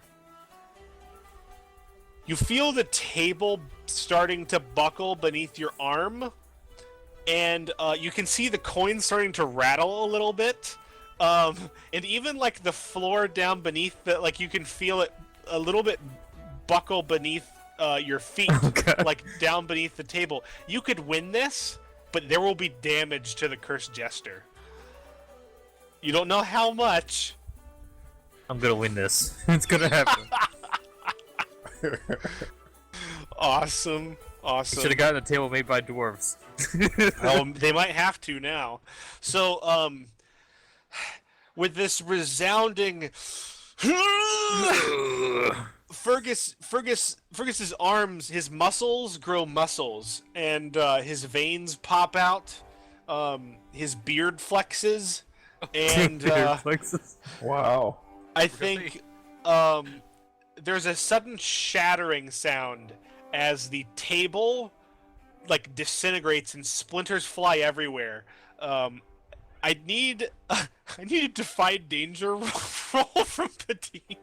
Oh dear. gosh. Okay. As a claymore mine essentially goes off right next to you. I was going to go will- adventuring. There's like a table to Like the knee. splinters are just like you're sitting there like really close, and you're staring at this, and all of a sudden probably cheering on. there's wood shards flying right at your Oh face. no. Fergus I is will- fortunately protected by his beard, almost like a cow catcher, like a chain. I And think you can I'm- see in slow motion people are like starting to hold their hands up in front of their face, like. "No." Yeah, I think I'll bring my arms up in front of my face and try to power through it. Believe that just happened. Okay, all right, go ahead and give it a try. The con. Ooh.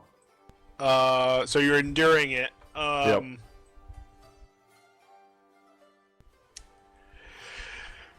Yeah, bits of it start to like splinter into you, and you feel them entering your arm, and you can see them heading towards your beautiful, necessary for your entire profession face, and You also realize that the merchant right next to you is like totally off balance. His foot is caught beneath the wreckage of the table. His eyes are wide. His jowls are flapping. He's falling backwards, and there's like this huge shard of the table that's flying straight towards his face, and he's just like. Is this Aldard the merchant? You have a feeling it might be. Haven't I met him before? Didn't I talk to him really quickly the other day? Oh, that's true. Yeah, you do recognize it as Aldart. Oh god. You can also see, you can see the dwarves starting to dive for cover behind the bar. You also see poor Shara the barmaid, drinks flying everywhere, and you see a smattering of splinters heading for her and her lovely assets. You have a choice here. Oh no. You can protect yourself. You could protect Shara, or you could protect Aldart. Oh, a three-choicer. Let's see here. Damn. You are the bard. Oh, no. There's a lovely barmaid in danger. Or you can jump directly onto the landmine. Okay. Yeah, I guess. Yeah. Yeah, like that's an option. I'll give you that fourth option. That'll be, you won't protect any single one person. You can jump in like onto the table, onto the landmine, and you will take a lot more damage, or I guess a lot more effect from this than you would have before. But it will be minimized to all of the people walking around. And like poor Charlotte's like literally walking, and she was like delivering drinks by, and you can see her eyes are widening. Her tray is tipping over, and she's only like 4 feet away from this as splinters are flying. And I think you can see Turingob like toppling away from the table, shielding herself. She's already got like a bunch of scars all over her, so it's probably not going to bother her too much. And the dwarves are just like. Yeah, I think I'll jump on the landmine. I can picture the scene, like the table's just cracking, it freezes. The dwarves are going. Oh! It's super slow as the drinks start to fly up and the liquid leaves the cups. Yep. There's cups flying everywhere. There's gold coins flying away from the table. Fergus has this look of triumph on his face, even as he flies backwards in his chair. The table utterly disintegrating, and you can see cracks spreading through the floor of the inn. Oh my It's God. like several of the boards. He used his heroic strength. He's ripped like dragon arms off of this stuff. There's a board that's flying up from the bottom of the floor that's got like nails on it. It's like spinning through the air. And I think Padine hurls himself in the way of this board and all of the splinters and stuff. And he just like it's out of Vietnam. Padine sees this and he's like, grenade! he hurls himself onto this landmine of table splitters. Padine, can you roll a d6? Alright, you only take 3 damage, but you take an ability. Oh, It's going to be an ability to your charisma. Oh crap! You are now scarred. So your charisma goes down by 1 mod. I have a floorboard tacked to my forehead. Oh god, I think it's like. I think the floorboard like skittered across your forehead and it's like sticking out of your shoulder. I think most of it is Fergus like maybe rolls you. No, Fergus doesn't roll you over. Fergus, you're like doing your victory I'm like, dance, aren't you? "Oi, a good fight, Turingob." You're like bouncing up and down. Somebody rolls you over. I think maybe it's Shara, like, oh, brave Sir Bard, and then she turns you over and she's like, and she sees there's like splinters like sticking out of your face like a porcupine. There's that's great. blood like streaming everywhere, and What she is like it? just looks horrified and I think you see a reflection of your face in the tray that she had been holding that's now like up against the bar. And yeah, your face is just covered in blood. It might not be lifelong scarring, but it's gonna last for a while. and just kind of sobbing a little bit. Does she have like a tablecloth rag? type Yeah, thing? she I'll take after that she and kinda gets rub it. over her horror of the monstrosity that you now are right now, she takes her one of her claws from her Apron. apron and hands it to you, and she's like, oh no. I think Aldart's there, and Turngob is like kicking the already like broken floor, and a bit of it breaks more. I think Shara's father is coming around, and he's like, "What the hell is going? My inn!" And he's like, "What has happened here?" And Fergus, being drunk as shit, is just like still celebrating his victory, tossing coins up into the air. I think this is the time where Fergus spends his second 100 coin. Fergus like takes a bag of coin, just rips it open, and flings the coins coin everywhere. And like the innkeeper is forced to go diving for them so he can start to fix his inn later. I'll grab Aldart and kind of lead him outside from this. At some point, This Fergus like, you should have got that table disaster. made by dwarves. And I think They the never dwarves break. enter into a song about Fergus the table hammer. The dwarves go, "Aye, my dwarves!" So yeah, you lead him outside, and he's like, "I must thank you, brave Sir Bard, for throwing yourself." And, like every time he like looks at you, he grimaces a little bit. And he's I'm holding the tablecloth into one of Yeah. the deep cuts there, just yeah, staunching the blood. and you're still picking shards out of your face. Ow. Yeah, and he's like throwing yourself in front of that horrid attack for me. Oh dear. He looks a little pale when he's looking at you. I came to speak with you anyways. How would you feel about traveling first to Enderdark with us before traveling? There's still one in your lip. Yes, right. Thank you. Yeah, it's like it's actually Got it. pierced your lip. It's like sticking out the top of your lip. Oh, I pulled that out the wrong way. Ouch. Yeah. It's like, oh, yes, you were saying something about Enderdark?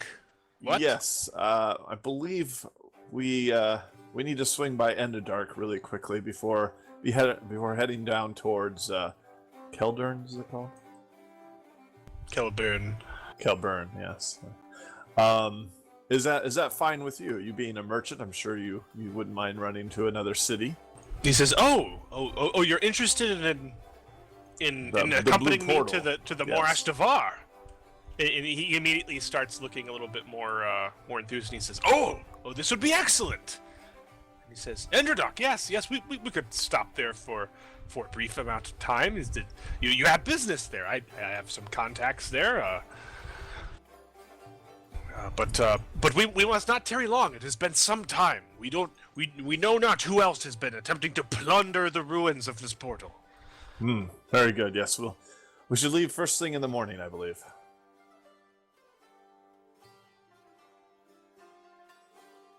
Well, that's fantastic news.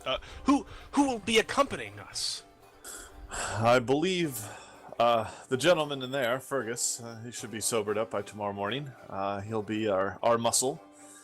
We have a crack shot with an arrow, Marai, and we have a hunter, Memon Graves, who will be accompanying us. Ah, well, this is fantastic news. I will prepare to leave at once. Like he spins back into the inn, and then like I think a stool flies out one of the windows, Gosh. and he's like, perhaps I will take a stroll about the town first. Yes, let the dwarves calm down. I think I'll leave my winnings inside and just start heading back towards get rid of my 10 gold. Oh boy. Don't want anything else be me if I try to venture back forth inside for anything. The tale of Fergus Tablehammer is born. Yes. And I'll Fergus Innbreaker. make my way back towards the Fergus The villa. Meathammer, the table cracker.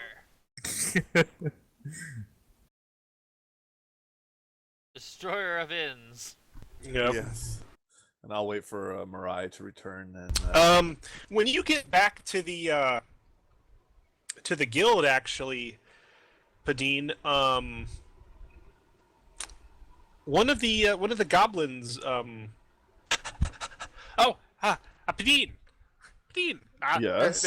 there's someone here for you. oh, really? Who is Yes, a man, foreigner, looking for you. Wouldn't give his name. Said it's very urgent. it? Okay. Show me to him. Yeah, and he patters off in front of you, and you can barely keep up. It's one of the younger goblins. I'll follow him as best I can. He leads you into the waiting room at the front of the guild. Assuming I've walked over a mile now, right? Yeah. Okay. So I was desperately looking through my emails, and I guess it was on the old site before we transitioned to the new one. I couldn't find any of your backstory emails, so you're going to actually have to describe this person. You walk in and you see someone you recognize from your past, way back across the ocean. Someone actually you recognize back when you were in service to the prince. The prince. Okay. Who is this individual? I will say that it is an individual who is very loyal to the prince, whom you know pretty well. Oh, okay. One of the traveling companions. Okay, so who is this person? Let's see. This will be a human, male, probably about. He was probably older than me a little bit, so probably about 5 years older than I am. So he was in his probably young 20s when I knew him. And his name. Do you want me to come up with a name, or you got one? I can come up with one if you want. Okay, you can come up with a name. Alright.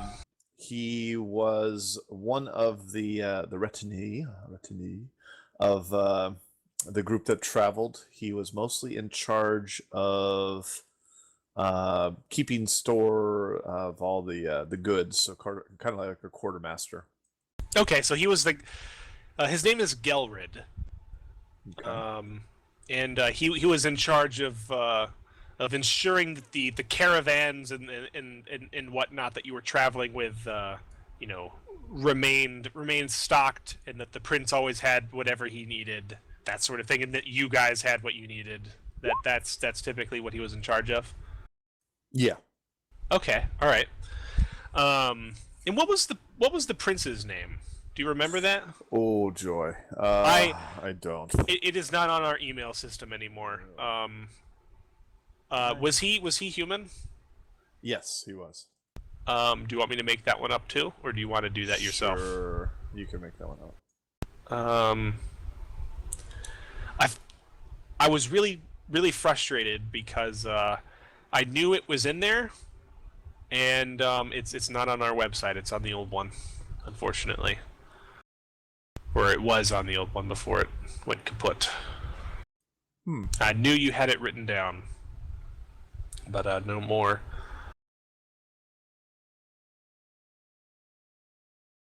I know it was kind of short. Yeah, let's see if I have it on a file.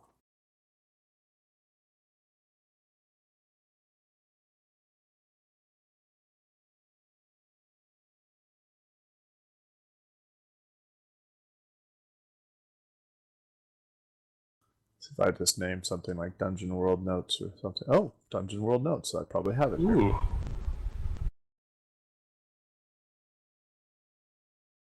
Nope, I lied. Okay. Alright, well, we will call him Prince Dorel then. I'll put that in chat.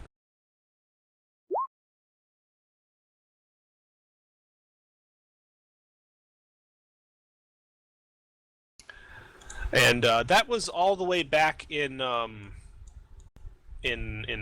was it not? I believe so. Although you guys parted did you guys part on Harn, or did you guys travel across the sea to Lesend?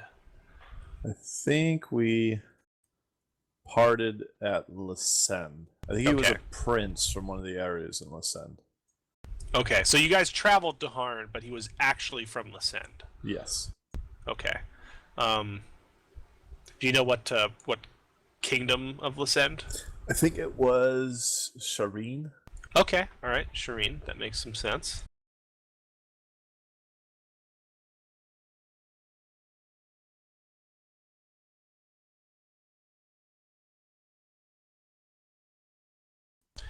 Well, you are led in to the villa, and inside, you see the. It's not really the familiar figure because you haven't seen him for some time. But as he turns around, you recognize Gelred, the man whom you got to know quite well during your years of travel with Prince Durell.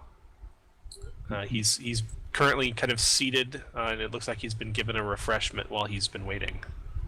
I'll shout out and come to him. Gelred, it's been a long time. Yeah, he Go to stands up embrace him. and he says, Padine, it's good to finally find you. He gets up, looks a bit awkwardly, and hands his drink to a nearby waiting goblin, and then goes forward to embrace you.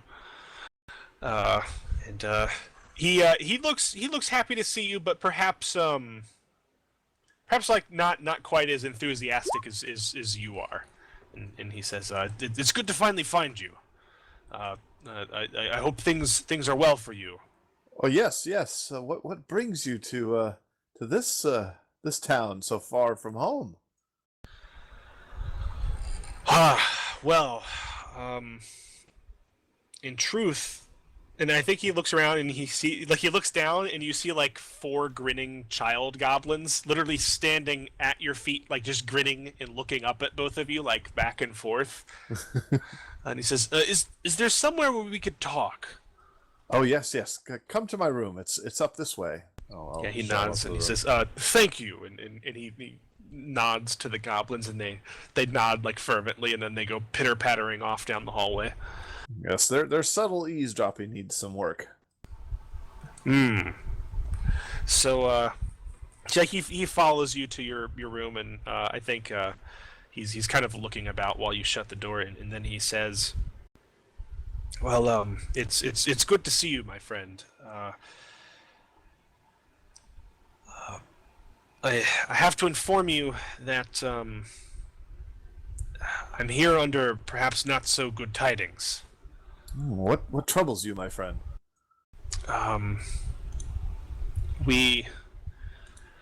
There were more of us. We are sort of spread out now. Where to start? It has been a very long journey. Did not originally set out to try to find you, but now I'm afraid that I and the prince require your help. You know, of course, the prince's wife, newly married when you left. Yes, Yes. the Princess Shumri. Yes, he was marrying into to get back some of his family status. Yes, well, no more than perhaps 3 months after you left, Shumri took very ill, and it seems an unusual sickness. In the time since, the prince and as well as her family has had healers and apothecaries from around Lesend and even from the other continents attempting to find the cause of her malady, and she's been slowly succumbing to it, slowly wasting away. Fortunately, very little has been done. There was one man from Harn who was able to slow what was happening, but we unfortunately were not able to stop it. However, there were tales brought to us by a merchant of a very rare elixir here on Keldum, which has miraculous properties. A potion which may be able to cure the Lady Shumri. And several of us boarded ship and were sent here to search for this artifact. Instructed to acquire it at whatever cost we had to do. And you think this elixir is somewhere in Arnhen, or It was. oh, A merchant by the name of Al Hatan apparently sold it to a man not some weeks ago. It is. Let me put it to you this way. It was purchased by a local baron, the Baron of Kelburn. Apparently, his wife is. It is unclear. His people would not see me. They would not accept my credentials, and the news is very vague in his county, or in his barony, as to what has happened. But there's something wrong with his wife. It seems as though he has purchased this elixir for her. I have it on authority, at least from what we've been able to find out, that it has not yet been used. I desperately wished to meet with him and see if there was any way we could come to some sort of agreement that we might be able to procure this from him. But alas, I have no contacts here. And that was when I had heard that you had ended up here in Arnhen.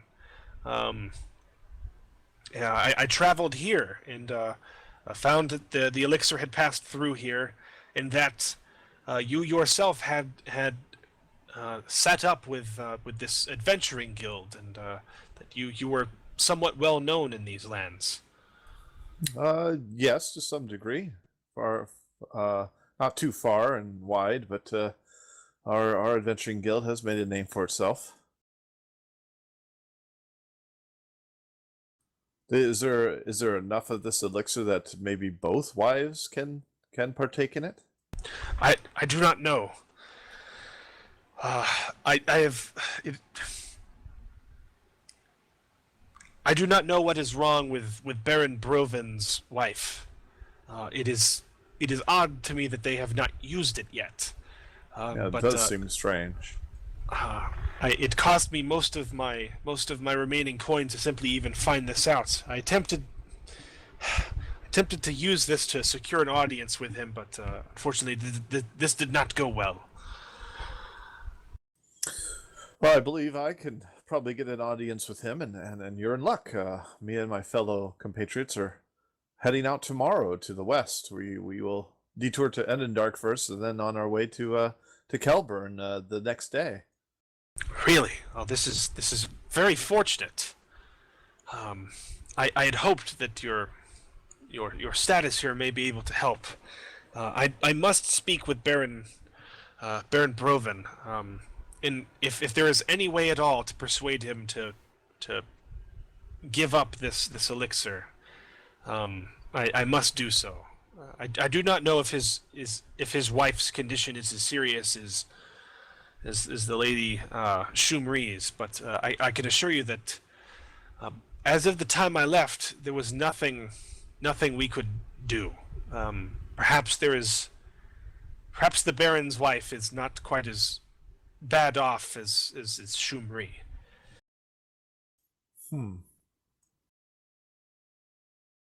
Yes, we will petition this lord for whatever we can.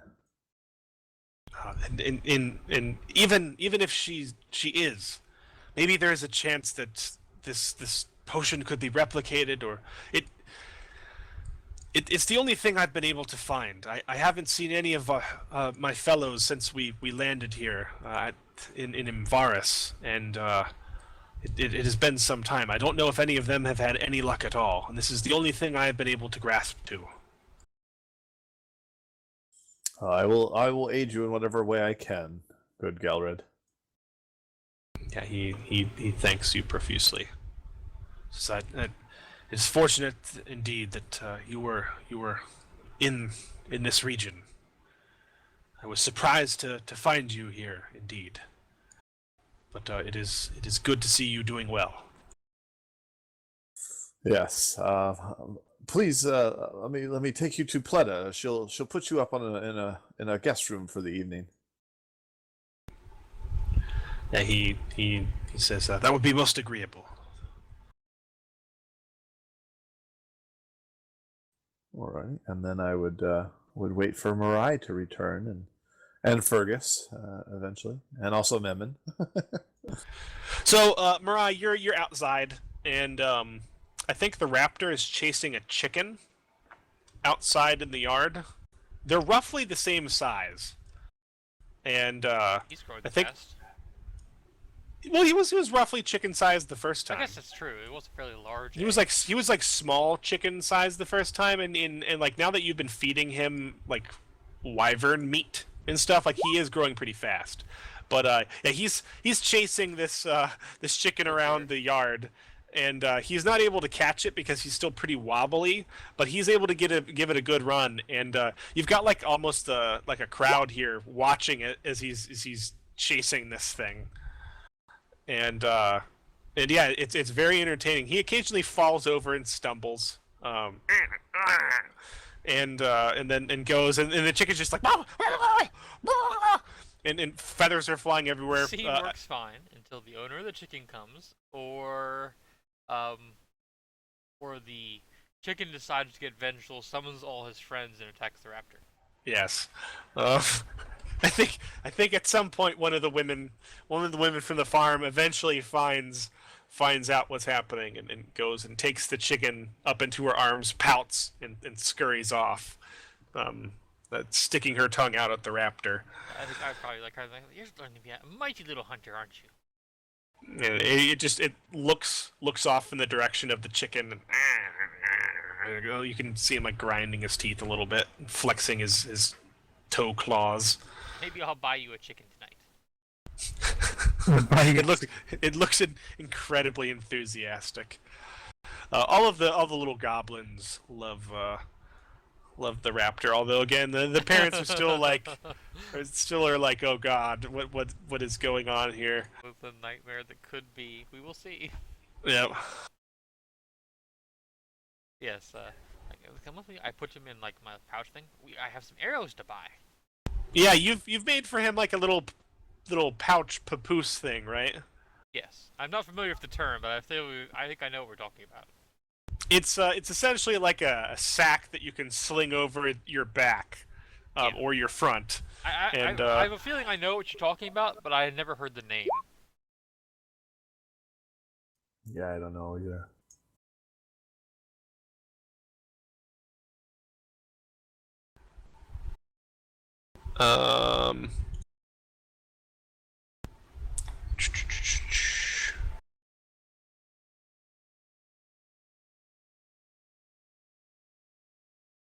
God, modern ones are really weird looking.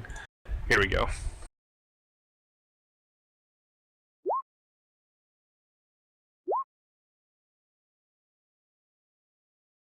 eBay Yeah. images. Yeah, that kind of thing.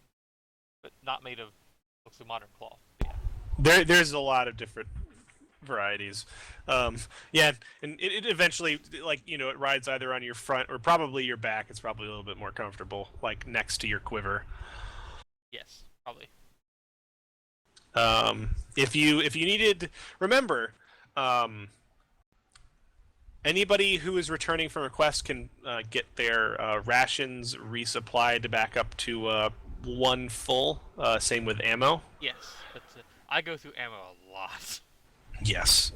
If you required ammo, you can certainly buy as much of that as you need. We don't have to go over that. But if a bag of holding and 50 gold on hand, it's more a matter of how many arrows they can provide me, more than how many I can buy.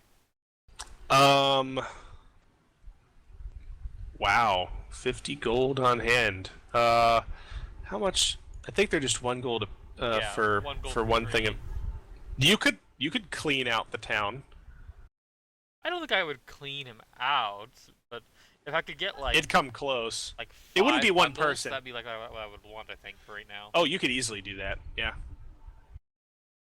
Shove them in the bag of holding. Indeed. All right. Yeah, that's totally fine. Something also to note is if anybody has any damaged equipment, if you're here for any amount of time, that can be repaired for the most part. Oh, did Mariah buy a new bow, or is she gonna stick Yes, with I'll have Stormcrow? to get a new one because it is yours. Yeah. Give it back. Go ahead and mark that down. Yes, All right. I'll have the price for that in a moment. That's not something that needs to be searched for. Not here anyway. If you were in like a little farm town, it might be hard, but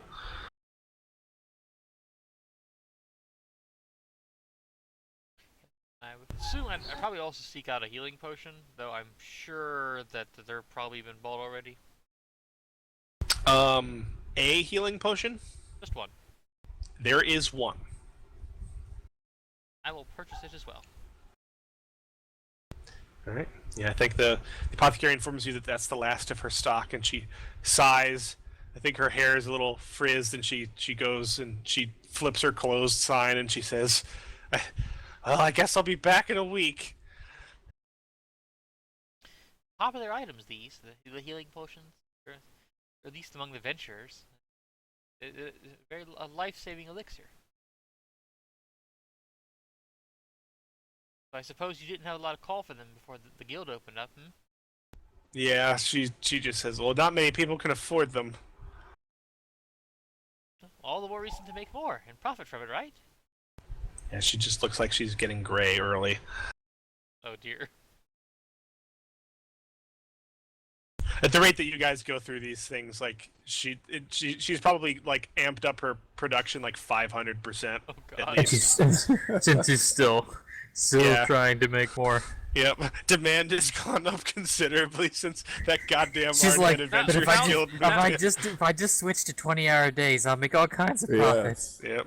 Now I just need to learn how to make healing potions by the vat instead of by the vial. She's just like, why couldn't have those damn goblins like ended up on my doorstep and I could have turned them into potion making Yes. slaves? Oh dear. Okay, so I think And I need to restock on adventuring gear, but I can afford that. It's just Eventually, I that's- wander that's back easy. to the guild after yeah, having a good day of carousing. you stumble back to the guild. I think like maybe I don't stumble. I dwarven walk in zigzags. Okay, yeah, Oh, God. it's to prevent griffins from attacking you from above. Yes. So it's It's an ancient evolved trait. Did you not know to walk like this brings one more contact with the earth? We dwarves are one with stone, you know. I think I'll go with an adventuring gear too and put it in the bag of holding. Fun. All right, so Graves, what we're gonna touch on you. He doesn't show up today. Definitely drag that. I'll have Tolston escort our guy back to the. I think Guild Tolston says, "What exactly are we gonna do with this guy?" It's been weeks. I've been I thinking don't know that something this else, guy's coming back. I think he skipped town. We need to see that this one gets some sort of justice. Bring it back want to me the to guild for the moment. Put a bolt in the back of his head. We might not have to go that far. We'll see. I'm gonna kind of look at the guy and say that to get him back, I have to make a couple quick stops on the way back. I'm gonna kind of pull out probably Ulrich's journal. One thing I was gonna ask you about, since the time passage, and I didn't think of it because of the serious skip we did there. Would it have been all right if I had held a funeral and buried my uncle my uncle's friend at the? He's essentially your uncle. Yeah, if I could have buried him at the Adventurers Guild, I'll probably add his name to the rock. Yeah, outside yeah, before definitely. people return. Wow. Yeah, you could do that. I wasn't aware Yeah, Hunter's I'll bows say were that 100 gold. I knew that he had to have some suppliers in town if he was still active, and he seemed to still be active. So I'm going to try to roll a hunting party roll to track down whoever might have been supplying him in the town. And I'm looking to get both a couple poisons, and most importantly, and the main thing that I'm trying to get is some sort of an item that might help me track, or an artifact that might help me track his killer. Something that maybe someone in the town might have had around. Okay. All right. Hunters are generally quite weak compared to what they track, and as such stick together. If the character needs anything, an artifact, a weapon, a healer, roll Cha. The hunter might be able to find it through networking with hunters and associates. Thinking I might go through his journal and see if I can maybe get some ideas where to start, that sort of thing. You show up and be like, I was a close friend of Ulrich's. Maybe you could help me out with something.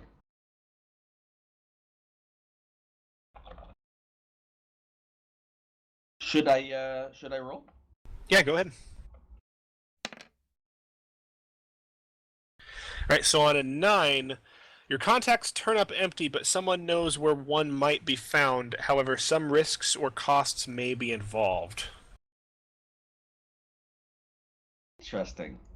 So you are able to get in touch with your family friend Ulrich's contacts, as they were. It's really hard to call them official contacts. None of these guys are official hunters.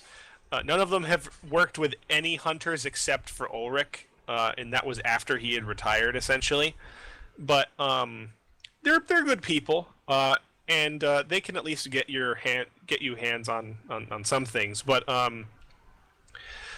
most of them are left scratching their heads in terms of trying to find something that can help you track down this guy's killer, especially given that it's 3 weeks later. That's the part that creates a lot of problems when you're talking to these guys. Well, if you had a good tracker, it might have been possible, but this long around, no. Then the next guy says basically the same thing. One of them has a potion, but you needed fresh blood, which you don't have anymore. The blood's hardened, so that doesn't work. So one of them does say that he has heard of a sort of object that is able to show you things if you concentrate on it. And I think actually Graves has Graves been in part of the party when one of the orbs of finding has been used? I think you have. I'm pretty sure that I was. I can't. I'm not 100%. He doesn't know the name of it. He doesn't know the name of it, I but don't he think so, essentially actually. he essentially describes. Sorry. It was Regan, I think. The only two I've ever used were in the future of Hero and in the past of Regan on the island, I think. Okay.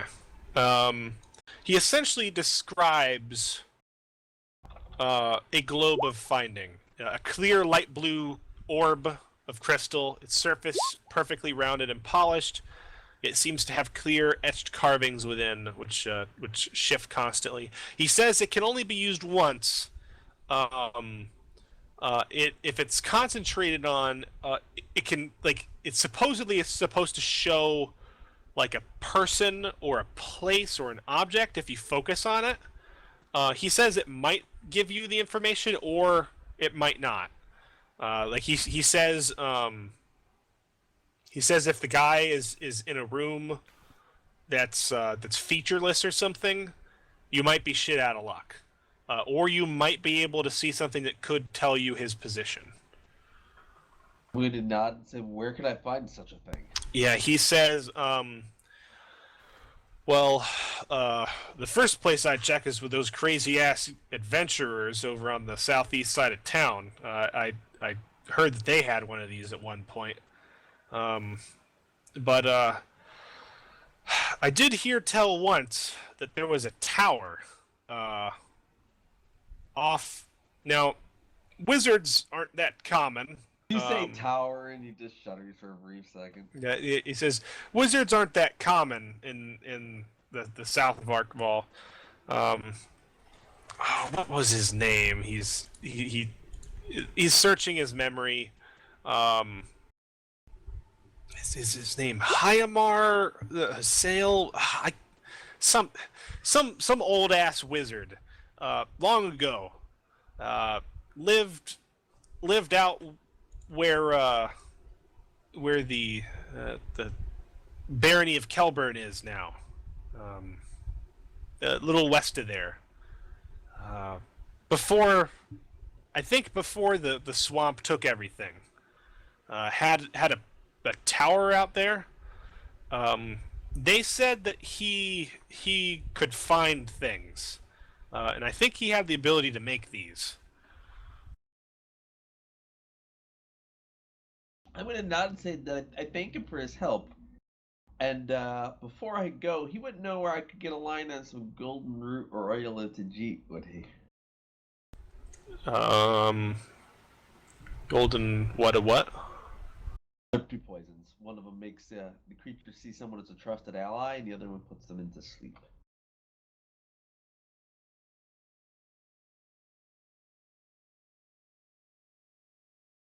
Just seeing perhaps if he might know someone in town I could speak to about it.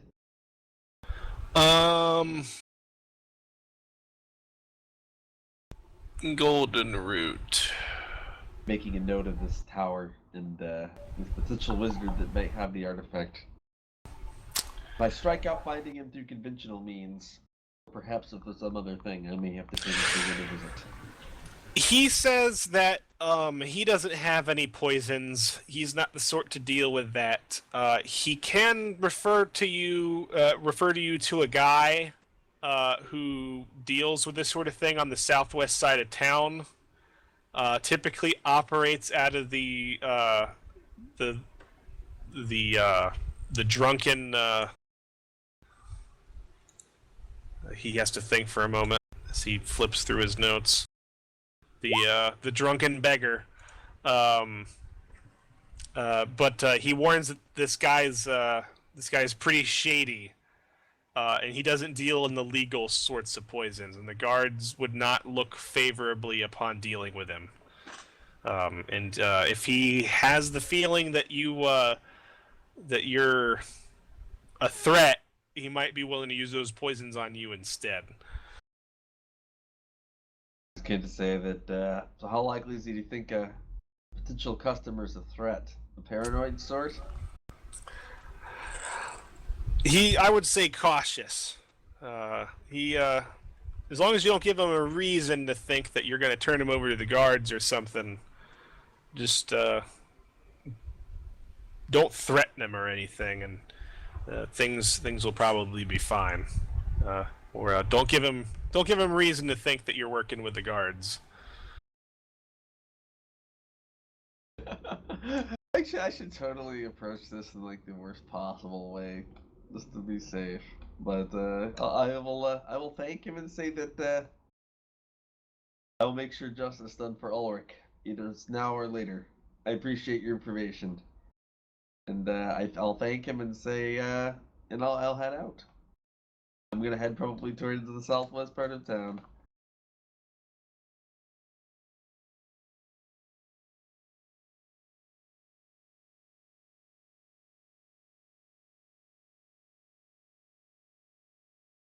All right. So you head to the southwest side of town. Looking for a man named Gurkix. Of all people. Yeah, I'm definitely looking for this Gurkix. You're told that he wears an eye patch and he has a really prominent scar across his chin. That he can be. Yeah, he can be found at the Drunken Beggar. You walk into the Drunken Beggar? Yes. Okay. Everybody takes note of you. And I think like a few people step back a little bit. This is the second time you've entered this tavern. And I think people give you a wide berth. The whole place goes silent as you step in. You see a man matching that general description seated in a booth in the far side.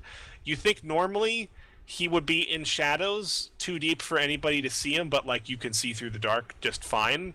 So he probably doesn't think that you can see him at this point. You can see him studying you, but you can see him just fine. Heads up for someone like this, I'm just as I guess for a precaution, I'm gonna, instead of going directly to him, I'm gonna go up and order a drink. Just a standard ale. And once I get my hands on the ale, I am going to dunk an antitoxin potion into the ale. And I'm gonna keep that close at hand when I go over to. It's like that extra flavoring. Yep. So you dunk an antitoxin into your ale. You start sipping on it, and where do you go next? I head over to meet with him, just in case.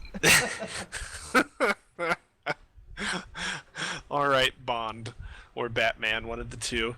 You go over, and I think his eyes narrow as you come to him, and he says, "I think you have the wrong booth, stranger." Well, it depends. I heard this was the right booth to get some golden root. His eyes narrow like even further, just like slits. He doesn't say anything. Do you sit down?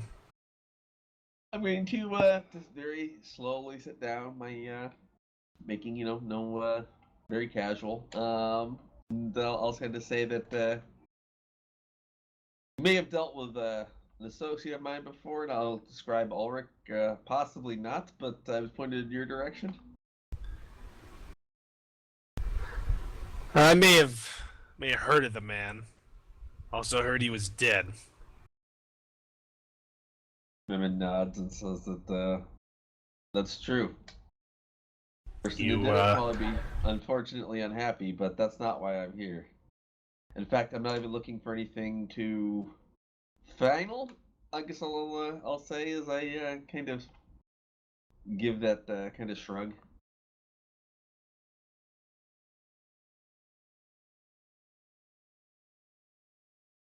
It's like, so, what exactly is it that you are looking for? Some oiled jeet and some golden root. Anything else you might have, I may be interested in, but those are the primary requests. Every now and then, something needs to be done without causing too much damage, and sometimes a trusted ally in a hostile situation can count for quite a lot. Give me a supply roll with charisma. Man, next level I'll have +3 on my charisma. I can't wait.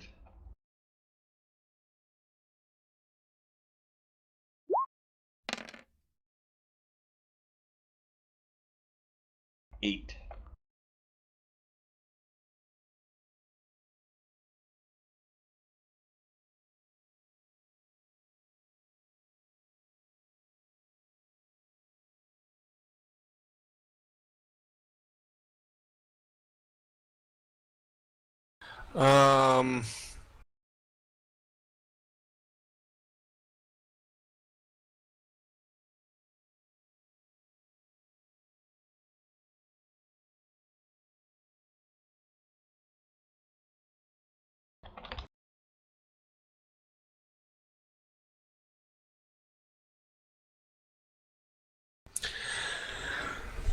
Golden root's mighty hard to come by.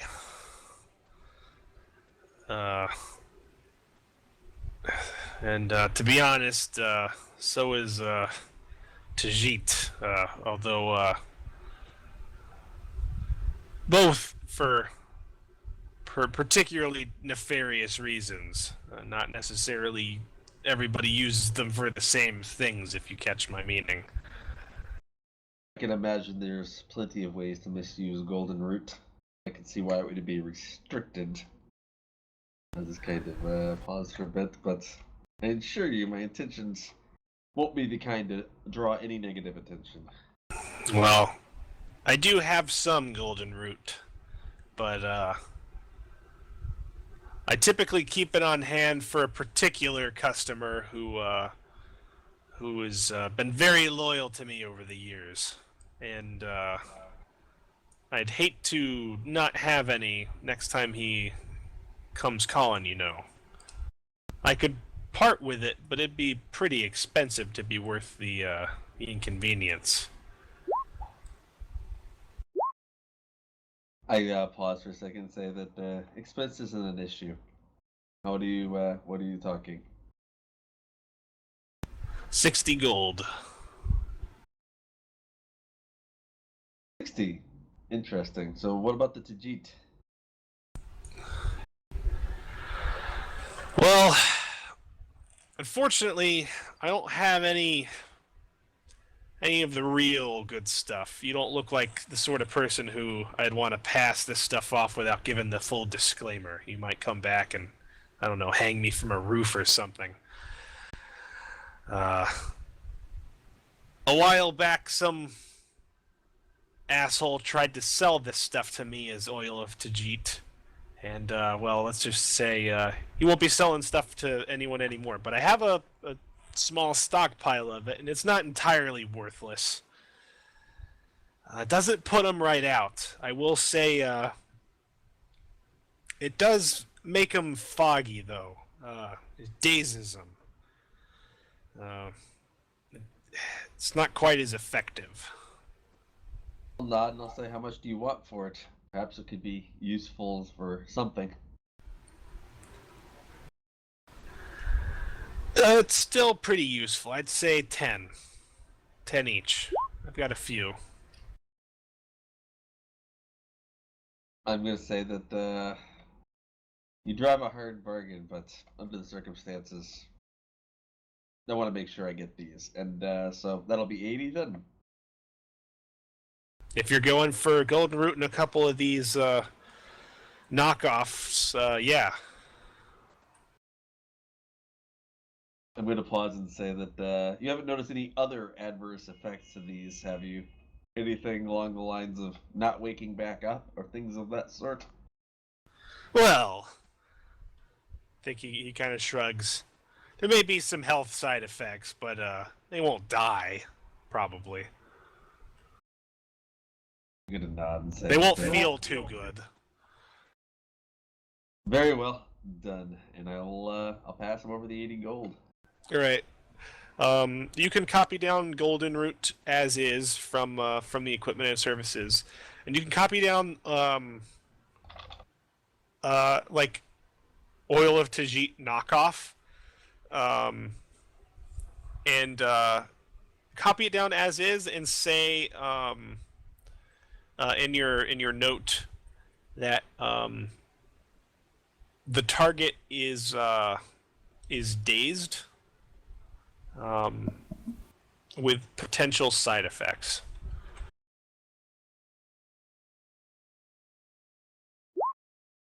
Got it.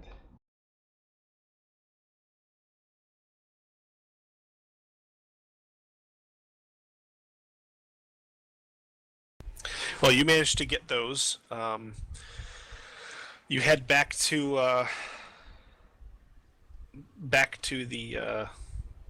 the guild. Indeed, I do. I will head back as soon as I get. Have you replaced your armor by now? Oh, I bought some. I was going to ask if that would be okay. I actually bought some. Yeah, you could buy some. You could have made your own if you wanted to. You had some time. You would still have had to pay some material cost, but you could have made your own with blacksmith. That's cool. That's actually really cool. Yeah, I ended up paying 10 gold for leather, I think it was. Did you buy that before they returned? I assume you probably did. It was one of those things I was buying when I was buying it while other folks were up. I'm sorry. Well, during weeks periods. Okay. So, unfortunately, they actually did return with some spare leather armor, but I guess that was after you had already purchased some. It's good to have spare armor around. Yep. I know that can be handy. You guys do have several sets of spare armor now and weapons. So I think I think you all are back at the guild. It's the night before you have, I guess, before Padine has kind of negotiated with Aldark to meet up and head out. I'll inform everybody of this.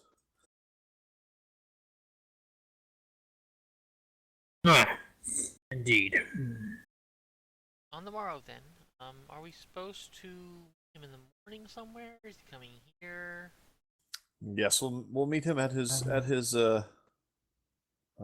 accommodations in town. The cursed. What is it? The cursed jester. The cursed jester truly is cursed. Yes.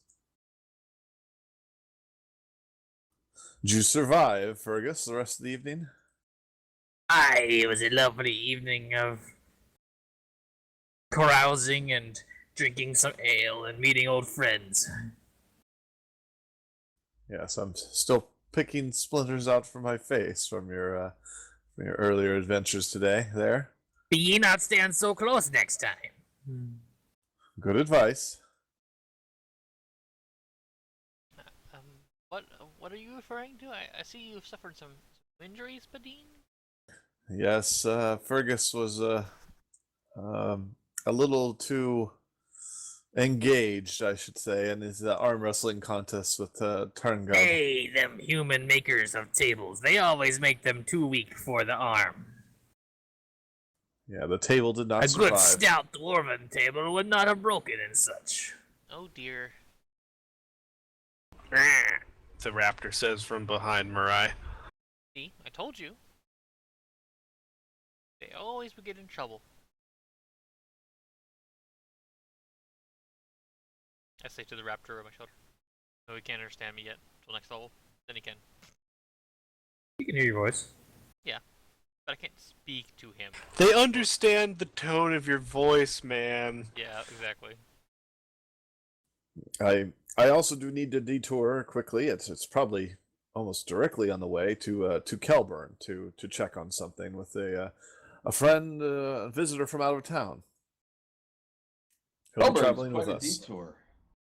Thought we were So, proceeding to Underdark. Where exactly do we be going? Well, Enderdark is a detour. Kelburn is near the portal that we go to. Ah, the portal, eh? Yes, it is in the Horash Devar Marsh. Oh dear. Do I know anything of the Morash Devar marshes? In your time, they are a bog filled with Hydra and the spawn of Morgath the Devourer, who returned. They are. Yeah, a little shout out to everybody who didn't know that. Yeah, Morgath had younglings. Morash Devar also had like a hidden city beneath it that was risen up, like City of the Dead. Yep, Brian doesn't know this, but that was one of the three options we had way back at the beginning, right? Yeah. You know something vaguely about like the lost city of Exandis being in that general vicinity, Mirai. That's now like the city of terror. Nobody goes near the Morash Devar in your time because it's an absolute nightmare, filled with terrors. You didn't mention it was the Morash Devar. Is there anything we've heard of it in our time? Morash Devar, it's a pretty peaceful marsh. It used to be plains and fields like the rest of County Enderdark for a long time, but several centuries ago, the marsh started to encroach further and further inland. It's rumored that there used to be a very advanced city thought to be elves that was somewhere in the Morash Devar. The city of Exandis. that was lost there that people have been looking for ages. That's rumored to have sunk down beneath the marsh, but nobody's been able to find it. There's like little fishing villages that dot it that are like so unimportant that they're not even on our map right now. If we find them, they'll come up. Not a whole lot of people live there because six-legged crocodiles and occasional giant anaconda. Oh, maybe this portal brings such horrors forward. So I definitely think we need to check this Notably, out. that was a new thing. Unless like nobody had ever walked in that particular place before. Like maybe the portal had been there for centuries and no one had ever seen it. Could be. Don't know. Can't imagine there's many people who want to go in there. It's again, it has crocodiles and giant snakes, but not in such dangers that like people don't live there. Like, Do you think we should get a boat? Little one? No, they'll probably have boats there. there are land trails that go through it, like raised paths that go through it. It's impossible to actually use a boat to go through the entirety of the marsh because it's just so crisscrossed with embankments and trees and stuff. There are definitely places where a boat would be needed. But it's not like you can just take a boat from Kelburn or something and travel across the marsh. Yes. It's like, it's marshy here and more swampy there. It's called the marshes, but it's really a combination of the two. I don't know if they have canoes, lightweight canoes. Probably not. It could be a thing. Maybe one of the towns closer to the Morash Devar itself. Yeah, we'll have to see. Who do you think should go with us from the guild? Who else might accompany us? Well, it's swamp, so no.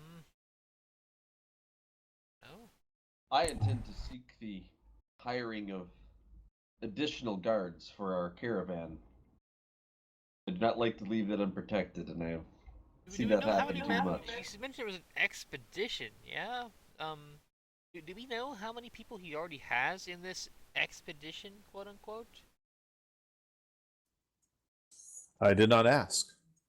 You do know from the rumors surrounding it that he has found precisely no one so far that will be willing to go into the marsh because the locals in Kelburn are extremely wary of that particular area of the marsh. So he traveled to Enderdark, and people are like, "Nope, not doing it." And he's like, "I'll go back to Ardhen. Maybe they will listen." Yeah, that's why. He heard there was an adventurers guild. I fear he's found no one though from Like his they heard demeanor. they heard Morash Devar in Magic Portal, and they're like, "I'm out." Nope. Nothing to do with that. Yeah, they didn't want anything at all. All the more for us. You could build your own caravan. It's not like you could take more than one of the guild members if you wanted to set up like an entire adventuring party. Possibly, but keep in mind, it's a marsh, so like carts and stuff, they probably sink. The more people you take, the more you got to split, and also the more people that could die. Yeah. and the more people that need to be kept track of. I think our personal party will be plenty. But it is a thing. If you wanted to take more people and make it like a full expedition, you could certainly do that. You now have the horses. Pity. If we had a lizard folk, it'd be the time to bring one, but we do not.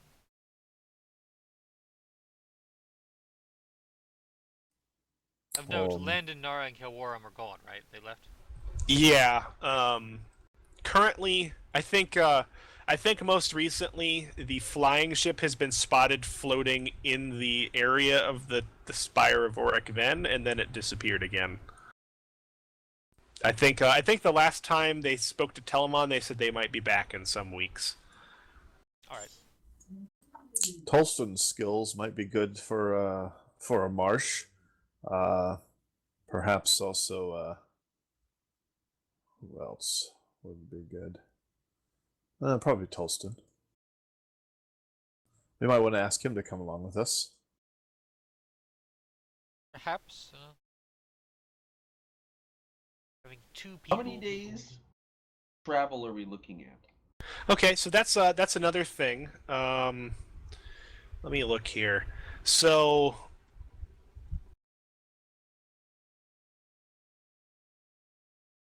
on horseback, This also brings up the question of what is the speed of shadow teleportation travel?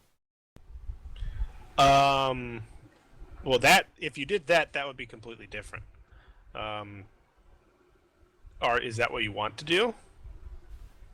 I mean, there's only two. There's all of us. yeah, there's only two of you that can Well, I do was that. referring that if Memon wanted to go to Enderdark to investigate and then catch up, that kind of thing. Very, very fast if you did it intelligently. It could definitely be a decent idea. If you were to go from Arnhen direct to Kelburn, that is a trip of approximately 207 miles by road, taking horse.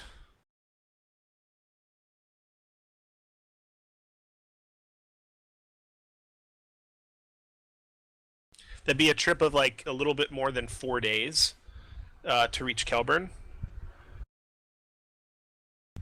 If you were to go from Arnhen to Kelburn. If you're going to Enderdark, that's 133 miles, roughly. The way I was looking at it, assuming Mirai knows anything about what Memon can do, which she might not, but perhaps Memon would think about it. But I would think perhaps we would go to. Hold on, where's my pointer? Around 3 days to Enderdark from Arnhen on horseback. A little less than 3. I would think we go to whatever this town is. Then Memon could go investigate in Enderdark and then catch up to us while we're on road to Kelburn. I would think. That could be acceptable. He'd have to leave his horse with you, but he could do it. Notably, maybe is suggesting that we hire some local talent. I'm specifically thinking I want to do the escort for a day along a monster-infested road ×2 and pay 10 gold a day for our trip there to escort the caravan specifically. Not so much escort us, but to make sure that our caravan stays protected if we have to leave it I behind. think there is a caravan. You kind of comprise that Yes, the four right of now. us. It's just you and and your guy for right The now. What do we merchant. call him? A researcher? Merchant? Merchant. Aldart. He's your.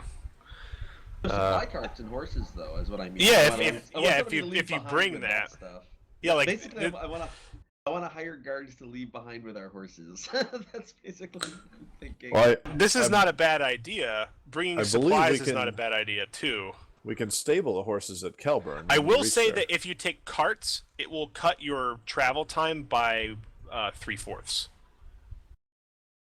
A cart can travel roughly 16 miles a day. A light horse, 48. Here. Oh wow. Yeah, these are direct numbers from D&D, which I've done a little bit of independent research to see where D&D got these things, and they generally hold up.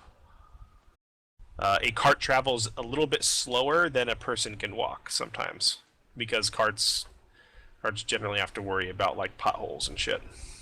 Interesting. So we don't take carts. I still might might try and see if we can hire a couple people to go with us and protect our horses if we need to move onwards. At best, on a really good road, a cart could go about the same speed as walking, which would be 3 miles an hour, which would be 24 miles a day.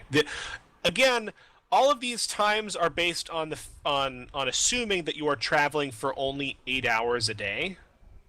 But physical travel for 8 hours a day is really grueling. Yes. Yeah. On this route, it looks like we would, we go we'd get between the towns essentially each day, roughly. So you could take carts, and actually, I'm going to put it in a little side note here. Potentially 2 to 3 miles a day for carts, but that's literally less than half of what a typical horse can do. No carts. I vote no carts. I think we don't need carts, though. I still might hire some people to go with us, protect our horses, and give us some extra hands on the road. Perhaps, how much could we? How much weight can just a horse carry in its horse pack? Like 10. I think 12. I think we did 10 before, but I could be wrong. One thing that I learned from our trip to the north, though, Memon, is the larger the group that we have, the more of a target we become to bandits. Horrible things. Horse load is 10. War horse is 12. So typical horse load is 10. I will say that if you're worried about taking guards with you, that's another reason why you could bring people from the guild. Yeah, I think Tolston, Kelvan, maybe. Forgot to do that. Calvin is literally a former caravan guard. Yeah, I know. Yes, if you're planning to do the little thing to Endrdark too, it might be worth taking Tolston along, have a little quality time with your descendant. Maybe, or maybe he doesn't want to do that. It's up to him. Yes. But I'm just saying, if you're looking for people to help with the journey and protect, these are what, like, you could hire some generic guards, but you literally do have hirelings. You have like a whole list of them right here. True. They're members of the guild. You can take them if you want. Calvin, Turngob, Rylan, and Tolston. They have skills that they can offer the group, and they would be more than capable of looking after your horses on the journey. Even if you didn't want to take them into the portal itself. Got a special task for Tolston, so I might suggest that we bring maybe Rylan and Calvin along, or something along those lines. There's one to trade guard, and then we have our archer. Yeah, they have both warrior and protector both. Seem like good people to bring with us to essentially guard the supplies and the things of I that wasn't nature. aware Tolston had burglar. Yep, Tolston has burglar. That's awesome. Yeah, I'll suggest that we take Rylan and Calvin, and we'll talk to Tolston briefly after the meeting here when I go deal with the prisoner. That sounds good. Certainly have the mounts for them now. Yes. Yeah, and you guys can afford to take some spare horses. If you actually take more than necessary, if you take like a spare for everybody, you could travel faster, and it would still be hard on you, but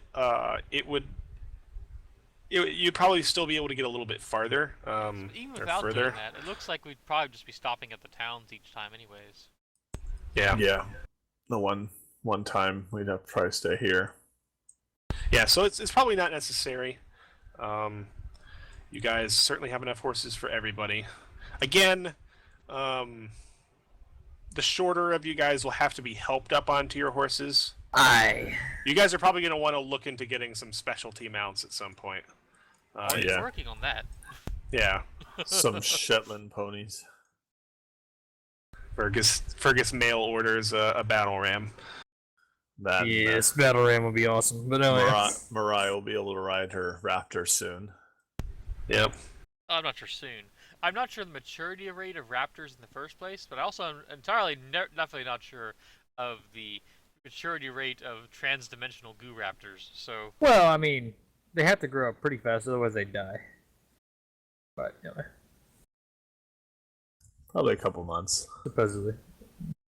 You did notice that it seemed to sprout up a little bit quicker after given that wyvern meat. Must find more wyverns. Consumes food to grow bigger. Maybe the I more don't know, special the food, the more bigger it gets. I did indeed serve a chicken for the evening. Cooked Okay, chicken, good. mind you, but not raw chicken. It's Wake probably up a and little it's smaller. disappointed that it didn't get to chase it down, but. All right, so the next day, you guys Actually, meet up with Aldart, Need to do or something you that wanted night, to do actually. something, Graves? he wants to- unfortunately, the prisoner. I need to resolve him real quick. I think. So I think Tolston's outside of the guy's room is normal. Tolston seems to have like pretty much infinite stamina for leaning up against the wall outside this guy's room. He never seems bothered by it. Like it looks like he's pretty much used to this sort of thing, and he nods at you as you approach the room. You can see his hand crossbows are in their holsters at his sides. I'm gonna nod and I'm gonna say that I want you to do me a favor and keep an eye on the hospice while I'm gone. They've done a lot of favors for us, and I have a feeling that it won't be the last time that they patch us up. I'm not sure if anybody might come asking about Ulrich's involvement there, or if this has raised any flags, and I want to make sure that no trouble comes up that way. Yeah, I think he narrows his eyes a little bit, and then he nods slowly, and he says, "I'll make sure nothing happens to her." I bring out the grappling hook rope, and I say, "Can you give me a hand with him? I need to tie him up, and need to take him out of here for a bit." Yeah, he gets up from the wall. Okay, I would like to try to take him with Tolston's help here to the rooftop over the guard station, the nearest guard station. All right, Batman. So like you guys bust into his room. And he's like, "What are you doing?" Because you guys probably haven't busted in on him in the middle of the night in a while to terrorize him. And he's like, "No, it's I've done everything you've asked." I'm gonna completely ignore him and just tie him up. Not gonna say a word till we get there. Wow. I think Tolston just gags him because he just sighs and gags him. You guys carry him out of the estate. Indeed. Do you guys how do you guys do that? Do you like put him on the back of a horse? Do you like carry him over the shoulders? I think what we'll do is we'll probably throw him in one of the wagons, take him over to the police station, and or not the police station, the guard building, kind of pull around the back, and then just take him out and like drag him right up the side of the building with our shadow walking. Oh, that's so great. Yeah. So yeah, you both do that, and I think you get up to the top of one of the watchtowers here, and he's just like. I'm going to leave him gagged as I'm going to attach the grappling hook to something on the roof, and I'm going to kind of take him over to the edge, and I'm going to tell him that, and then without saying like anything at all, I'm going to try to basically bust his right knee completely in with my staff. Yeah, you do that. Tolston doesn't bat an eye. I think if he's probably not feeling too good, I'm gonna grab him by the shirt collar. He shrieks within the gag. I think I'm gonna grab him by the shirt collar, kind of pick him up and drag him towards the edge of the building, and making sure double check to see if he's secured. And I'm gonna tell him that if you do not confess to everything that you've done, I'll be back in a month. And I'm going to break the other one, and then I'm going to throw him over the edge. And then, like, the rope snaps taut. I'm so tempted.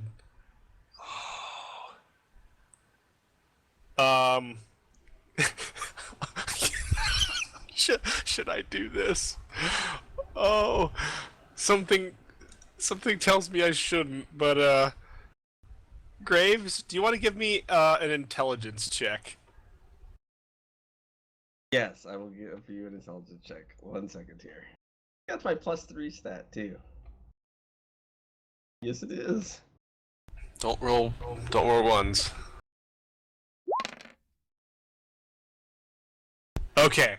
All right. So the rope holds. You were able to tie a good rope and actually anchor it. Although, I don't think that you've really thrown too many people off of roofs attached to ropes before, and you didn't really give him like a good harness or anything, and he snaps at the end of the rope, and aside from a severe case of whiplash, he definitely gets like quite a few broken bones. Oh, I'm totally totally okay with that. I was worried it was gonna say, "Yeah, you broke his neck," but no, broken bones. No. Fine. No, that would have been a fail. You just straight out and out murdered the guy right on top of the guard post. Oh dear. Oh god. So yeah, I think as soon as I do that, I'm gonna look at Tolston, kind of look back at the like down the street as far as possible, and just vanish into the shadows. Yep. Turn back. If we get this shot of Tolston looking like left on the top of the guard post, you see him looking down at the guy who's passed out at the bottom of the rope, and then looking at the rope where it's attached to the watchtower, like for a long second, and then he leaves too. You could probably see his fingers twitching a little bit, and then he leaves. That's awesome. Yeah, so the next morning, you all meet up with Aldart and I believe Gelred. Yes, he's with us too. And you're taking Rylan and Calvin with you as well. All right, so we're getting a full party of 8, I think. Yeah. Okay. Cool. And I think Aldart is excited to see so many people, and he's like he's very excited. I think Gelred's you informed him that you had business, so he's not entirely surprised, but he is like a little mystified as to like what exactly that this whole adventure is for. And like, what exactly do you do now, Padine? Like, the last time you were with him, you were a freaking, entertainer. And now apparently you're some sort of adventurer. So you go into some sort of explanation, I assume, about that while you guys are starting out on the road. Yeah, I tell him that my arcane art is strong and that I've learned how to live in savage and horrible places when I was shipwrecked and with the other adventurers. All right. Calvin is I think rides up to Fergus and Marai and says, "Well, maybe this time we won't be attacked by a wyvern." Hopefully. If not, my axe is ready. Yes. Marai thinks about telling him about the hydras that are in her time and thinks better of it. Yeah, I think with that, Calvin, rides alongside, blissfully ignorant of the horrors that lie beneath the bog. I inform Aldart that we might not need to detour all the way to Endendark. Graves might be able to sidetrack a little faster than the rest of us and go there, and then we can make our way directly to Kelburn. Yeah, okay, so he says, "Oh, splendid. The faster we get there, the better."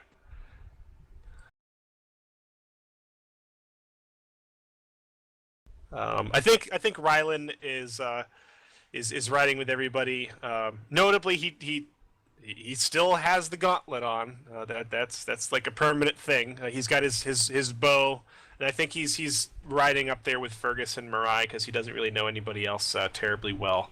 But he is, as usual, a little bit silent. He's not like the sulky kind of person like Tolston. He's just more like the quiet farm boy-esque sort of person. But he does comment that that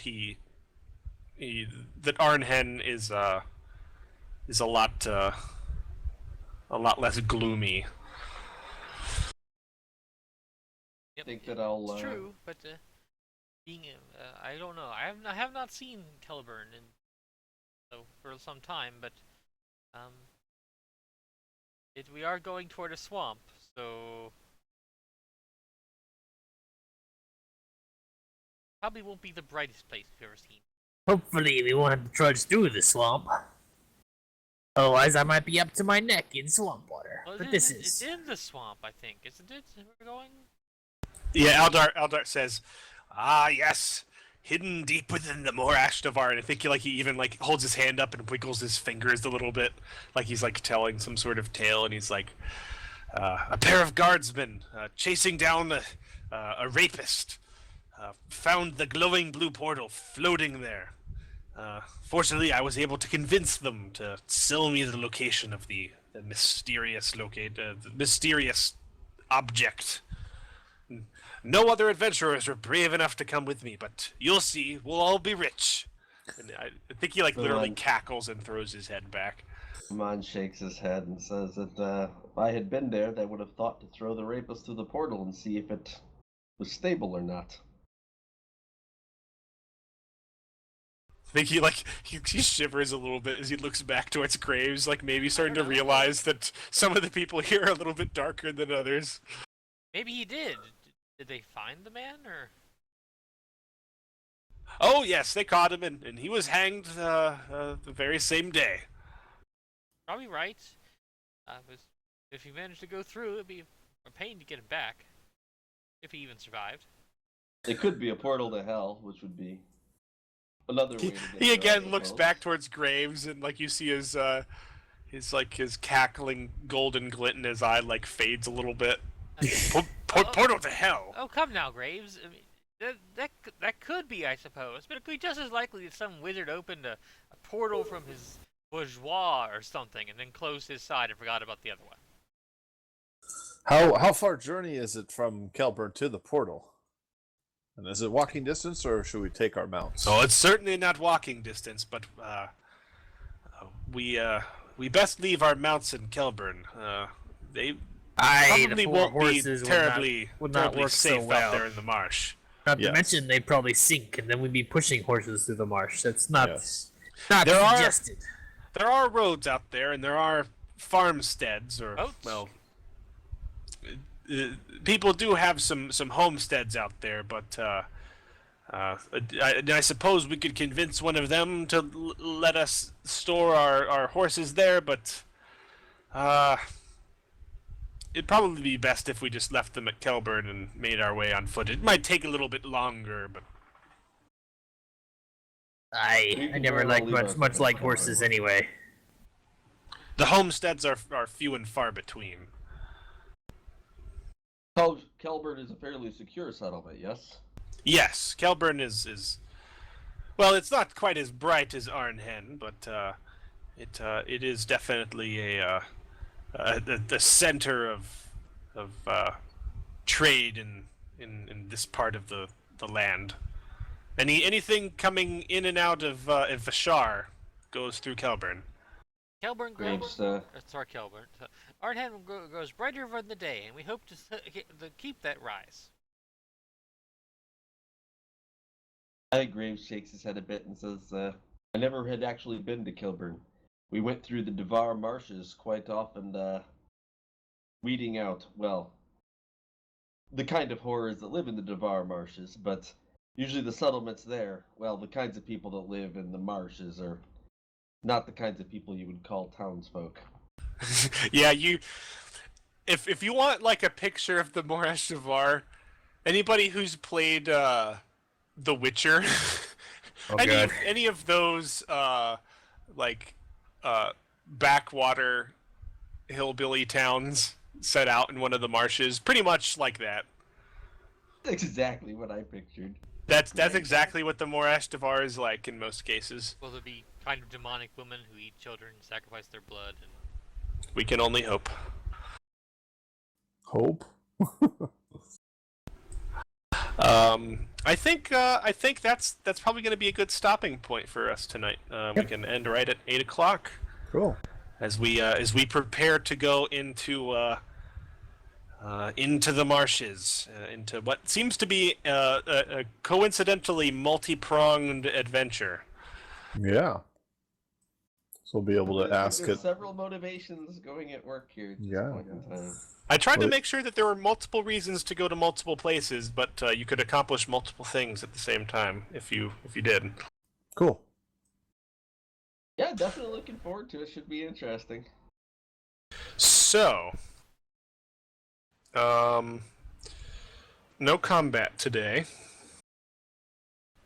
Yeah. So no alignment for. Well, Fergus, did you defeat a worthy opponent? I think I beat Turingob in an arm wrestling match. Yeah.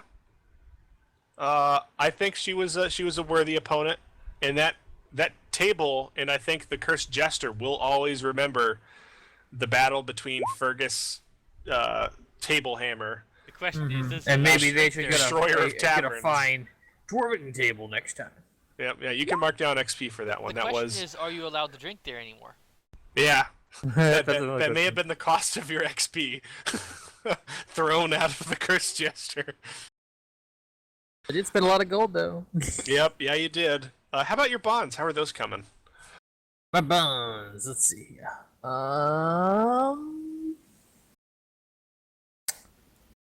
Most of them have to. I haven't seen much of Hero recently. The other ones have to do with combat, and I haven't really seen any combat. So we have. Let's go over them since I think we have some bonds that we haven't re-examined for a while. Well, right now we have Memon, Mira, and Padin. I have Hero and Lotho. Okay, so I think if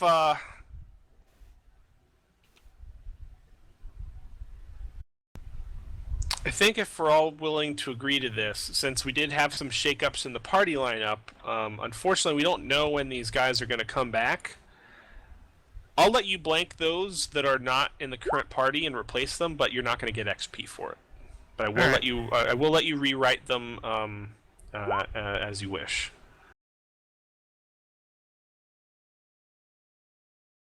All right. Most notably, I think this is something that maybe you. One last note as you guys are setting out for Martinhead, because Fergus hasn't had a whole lot of interaction with Memon Graves. Fergus, you notice, and I think you do a double take, that Memon Graves has an almost exact copy of your Dragon Slayer shield. Like, it's the same shield. That's something Which I am actually copying to your sheet now, Graves, because it was only ever listed as old bronze shield, potentially magical, but yeah, now you know what it is. That's hilarious. I had no idea. Yeah, there are two of them now.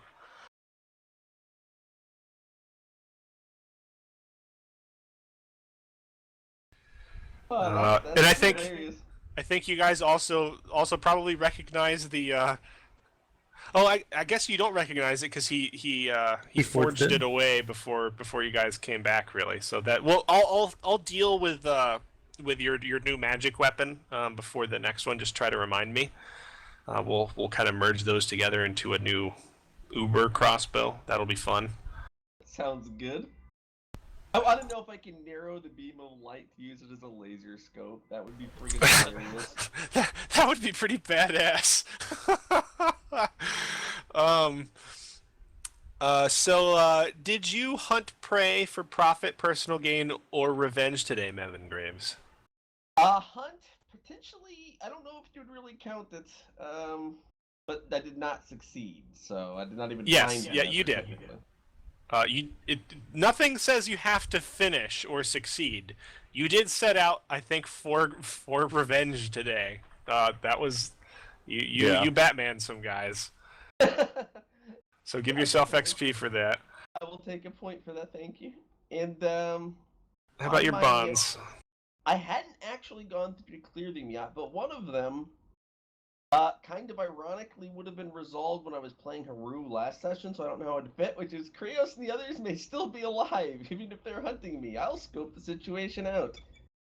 Then the second one is about Krios and the artifact. I don't know if that would apply or not. That really was more of a last session thing. Krios may be unstable, but to resist the he may be the closest to someone I can. Krios is actually probably more stable than he's ever been. When did you add Krios and the others may still be alive? After I escaped. It was the first thing that I added, so I don't know if that really counts. I'm totally cool either way. I would say blank both of those and don't gain XP for them, because you technically didn't really play them during those sessions. Yeah, that's true. I'll blank them right now. I'll write new ones in for the next session. And technically how it's supposed to work is you can only rewrite one new bond per session, but I think it's kind of lame. As long as you have bond slots, you can refill them. Cool, thank you. I'll be putting new bonds in for the new characters. I saw something about was there a counter that broke on your sheet? Did you manage to fix that? The max granted spell levels, but it looks like you might have fixed it. Actually, I fixed it. It's supposed to be 6, right? It should be equal to your cleric level, and since you got that at first level, it should just be 6. Yeah, I fixed it. I think I tied it to his level. Is it +1? It might be a plus. I thought it Yeah, was it is your +1. level +1. Okay. Is it- Pretty sure. All right. All right. There you go. Now Yeah, it's I fixed. moved that up. 'Cause there's a lot of dead space on the sheet now. That's why I had to copy it. Thanks, I man. love to note it's the third character you have made, Victor, with cleric casting. Yeah, that's one of the reasons I was really reluctant. So who's Memnon's god The darkness. Shadow Lord. of the shadows? Yeah. He may Oh, or may God. not worship Vidoriath. Oh. Who we have previously covered as the King of Shadows. Ooh, yes, the Shadow Lord himself. Yeah. The Lord of Shadows may not reveal his name, or may not feel the need to be called a name. So, Notably, is really one thing about the cleric spell thing. This is one of the things I was really on the fence about doing. 'Cause I didn't want to play another cleric, but I really this think is this you is definitely very don't have different. this is again, the Graves have a very personal sort of religion with the Shadows. Like your family in the future, from what you've been able to find from Tolston, everybody from your bloodline has a pact with the Shadows, who when they get to a certain age, they make a choice to go to this cave that lies on the family property, and they have to go and stay in the cave in the darkness for 6 days, which is the exact amount of time that Memon Graves was in the dark in the Tower of Vidoriath, and they're supposed to stay in this cave for 6 days and survive in the darkness. And once they do that, they make a pact with the Shadows. So it's kind of like your family's own personal religion with the Shadows. That's freaking awesome. Yeah, that really is cool. I definitely plan on doing quite a bit with the combination of darkness and shadow power. Should be a lot of fun. Padine, did you perform your art to aid someone else? Not this time. No. All right, you have no bonds. No bonds. You nuked that. Exactly. That cracks me up every time I see that. Mm-hmm. All 6 of them. Yep, all gone. Oh boy. Murai, did you endanger yourself to aid another? I don't think I gave you the opportunity for that, unfortunately. But yeah, I'm sorry Murai got a little bit sidelined for this one, but you're definitely going to be coming up for the next one. You'll have some interesting opportunities in the swamps. How about your bonds? How are those figuring out? Either actually came up today. Not that I actually did a whole lot. Padine seems a generous man. I will seek his aid in the future as well. And Fergus is short like me. We should stick together. I will help him out. That one you've had for a very long time. You've been. Well, she had that one That doesn't- before. that she doesn't completed need- it, but That doesn't need a necessarily a solid event to end it on. Is it just a thing that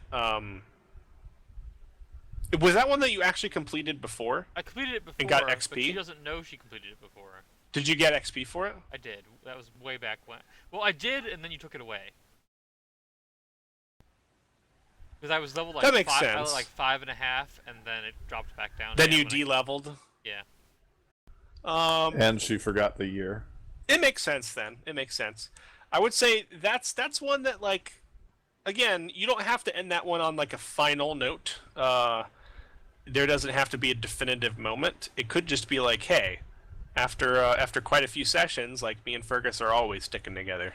It's a non-question. So I would keep that in mind.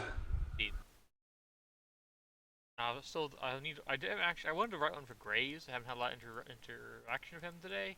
And I want to write another one for probably Padina. You guys will have. I think there was a lot of housekeeping stuff that was covered today, since Graves wasn't in for our last session, and we also had the introduction of a lot of plot points today. So next session will be our on the road sort of thing, where I think you guys can all bond together as you wish. Did we learn something new and important about the world today? Yeah. We learned of Shurumi, Princess Shurumi, and the other Baron Bobrovin of Kelburn, where they have the same ailment, which is kind of interesting. It didn't say it was the same ailment. Similar. Didn't say similar Really? either. They have an ailment, might have a similar cure. Cure. There we go. Yeah. And it just, to clarify, he said that this elixir is supposedly like a cure-all. Yeah. Yes. Okay. So a cure-all elixir is. They are both severely afflicted by some sort of ailment. That's all you know. We also learned about a portal. Well, Oh. we did last time. Yeah, that last time. Is that new and important about the world? Not that we know. I know yet. I know it's important to a character. Is that something that we should? I guess it depends on how dangerous / common portals might be. No, I'm not talking about. They, I'm not really talking about the portal so much as the princess information thing. about the princess and the Baron's wife sharing both being ill. I Those think are- it could those are- cause those are- power issues. Potentially notable facts, but neither of them are rulers. You got to sell me on this because I buy that they're important to a player. Now, it could either be they're important in that they're important to a player, and if we want to discriminate between if they're important to the player or if they're important to the world, which could definitely be different. Okay. Or do we wish to try to make a case for how two people who are related to rulers in the world could be important to the world? Well, I would argue that the first point, I guess, that items that are important to the character are then important to their world. But I could see like it becoming a power issue in the region if the princess dies, because then there goes some legitimacy of rule for the prince, as he was married into that. So she's probably more of the power player than he is. Yeah, I think Graves brings up a good point, though, in that the Boros invasion might seem important to one person, but nobody else thought that was important. Because, like, you guys know that was like that was a thing that, like, you guys essentially did yourselves. Like, what happens if it seems important to one person, but like it's not important to the others, and maybe even the others don't think it's even important to the world? Gotcha. Because I've given this one out pretty steadily. If people can give me something, but I think definitely there needs to be, I don't know. Importance to multiple characters, at least. That's maybe a good litmus test to it. Okay. Alrighty, I agree. I could potentially buy it being of importance to the world, that not necessarily the globe, but the world you reside in per se. That there are a couple people who are sick, who are in almost positions of power. I'll give you that one. Cool. Okay.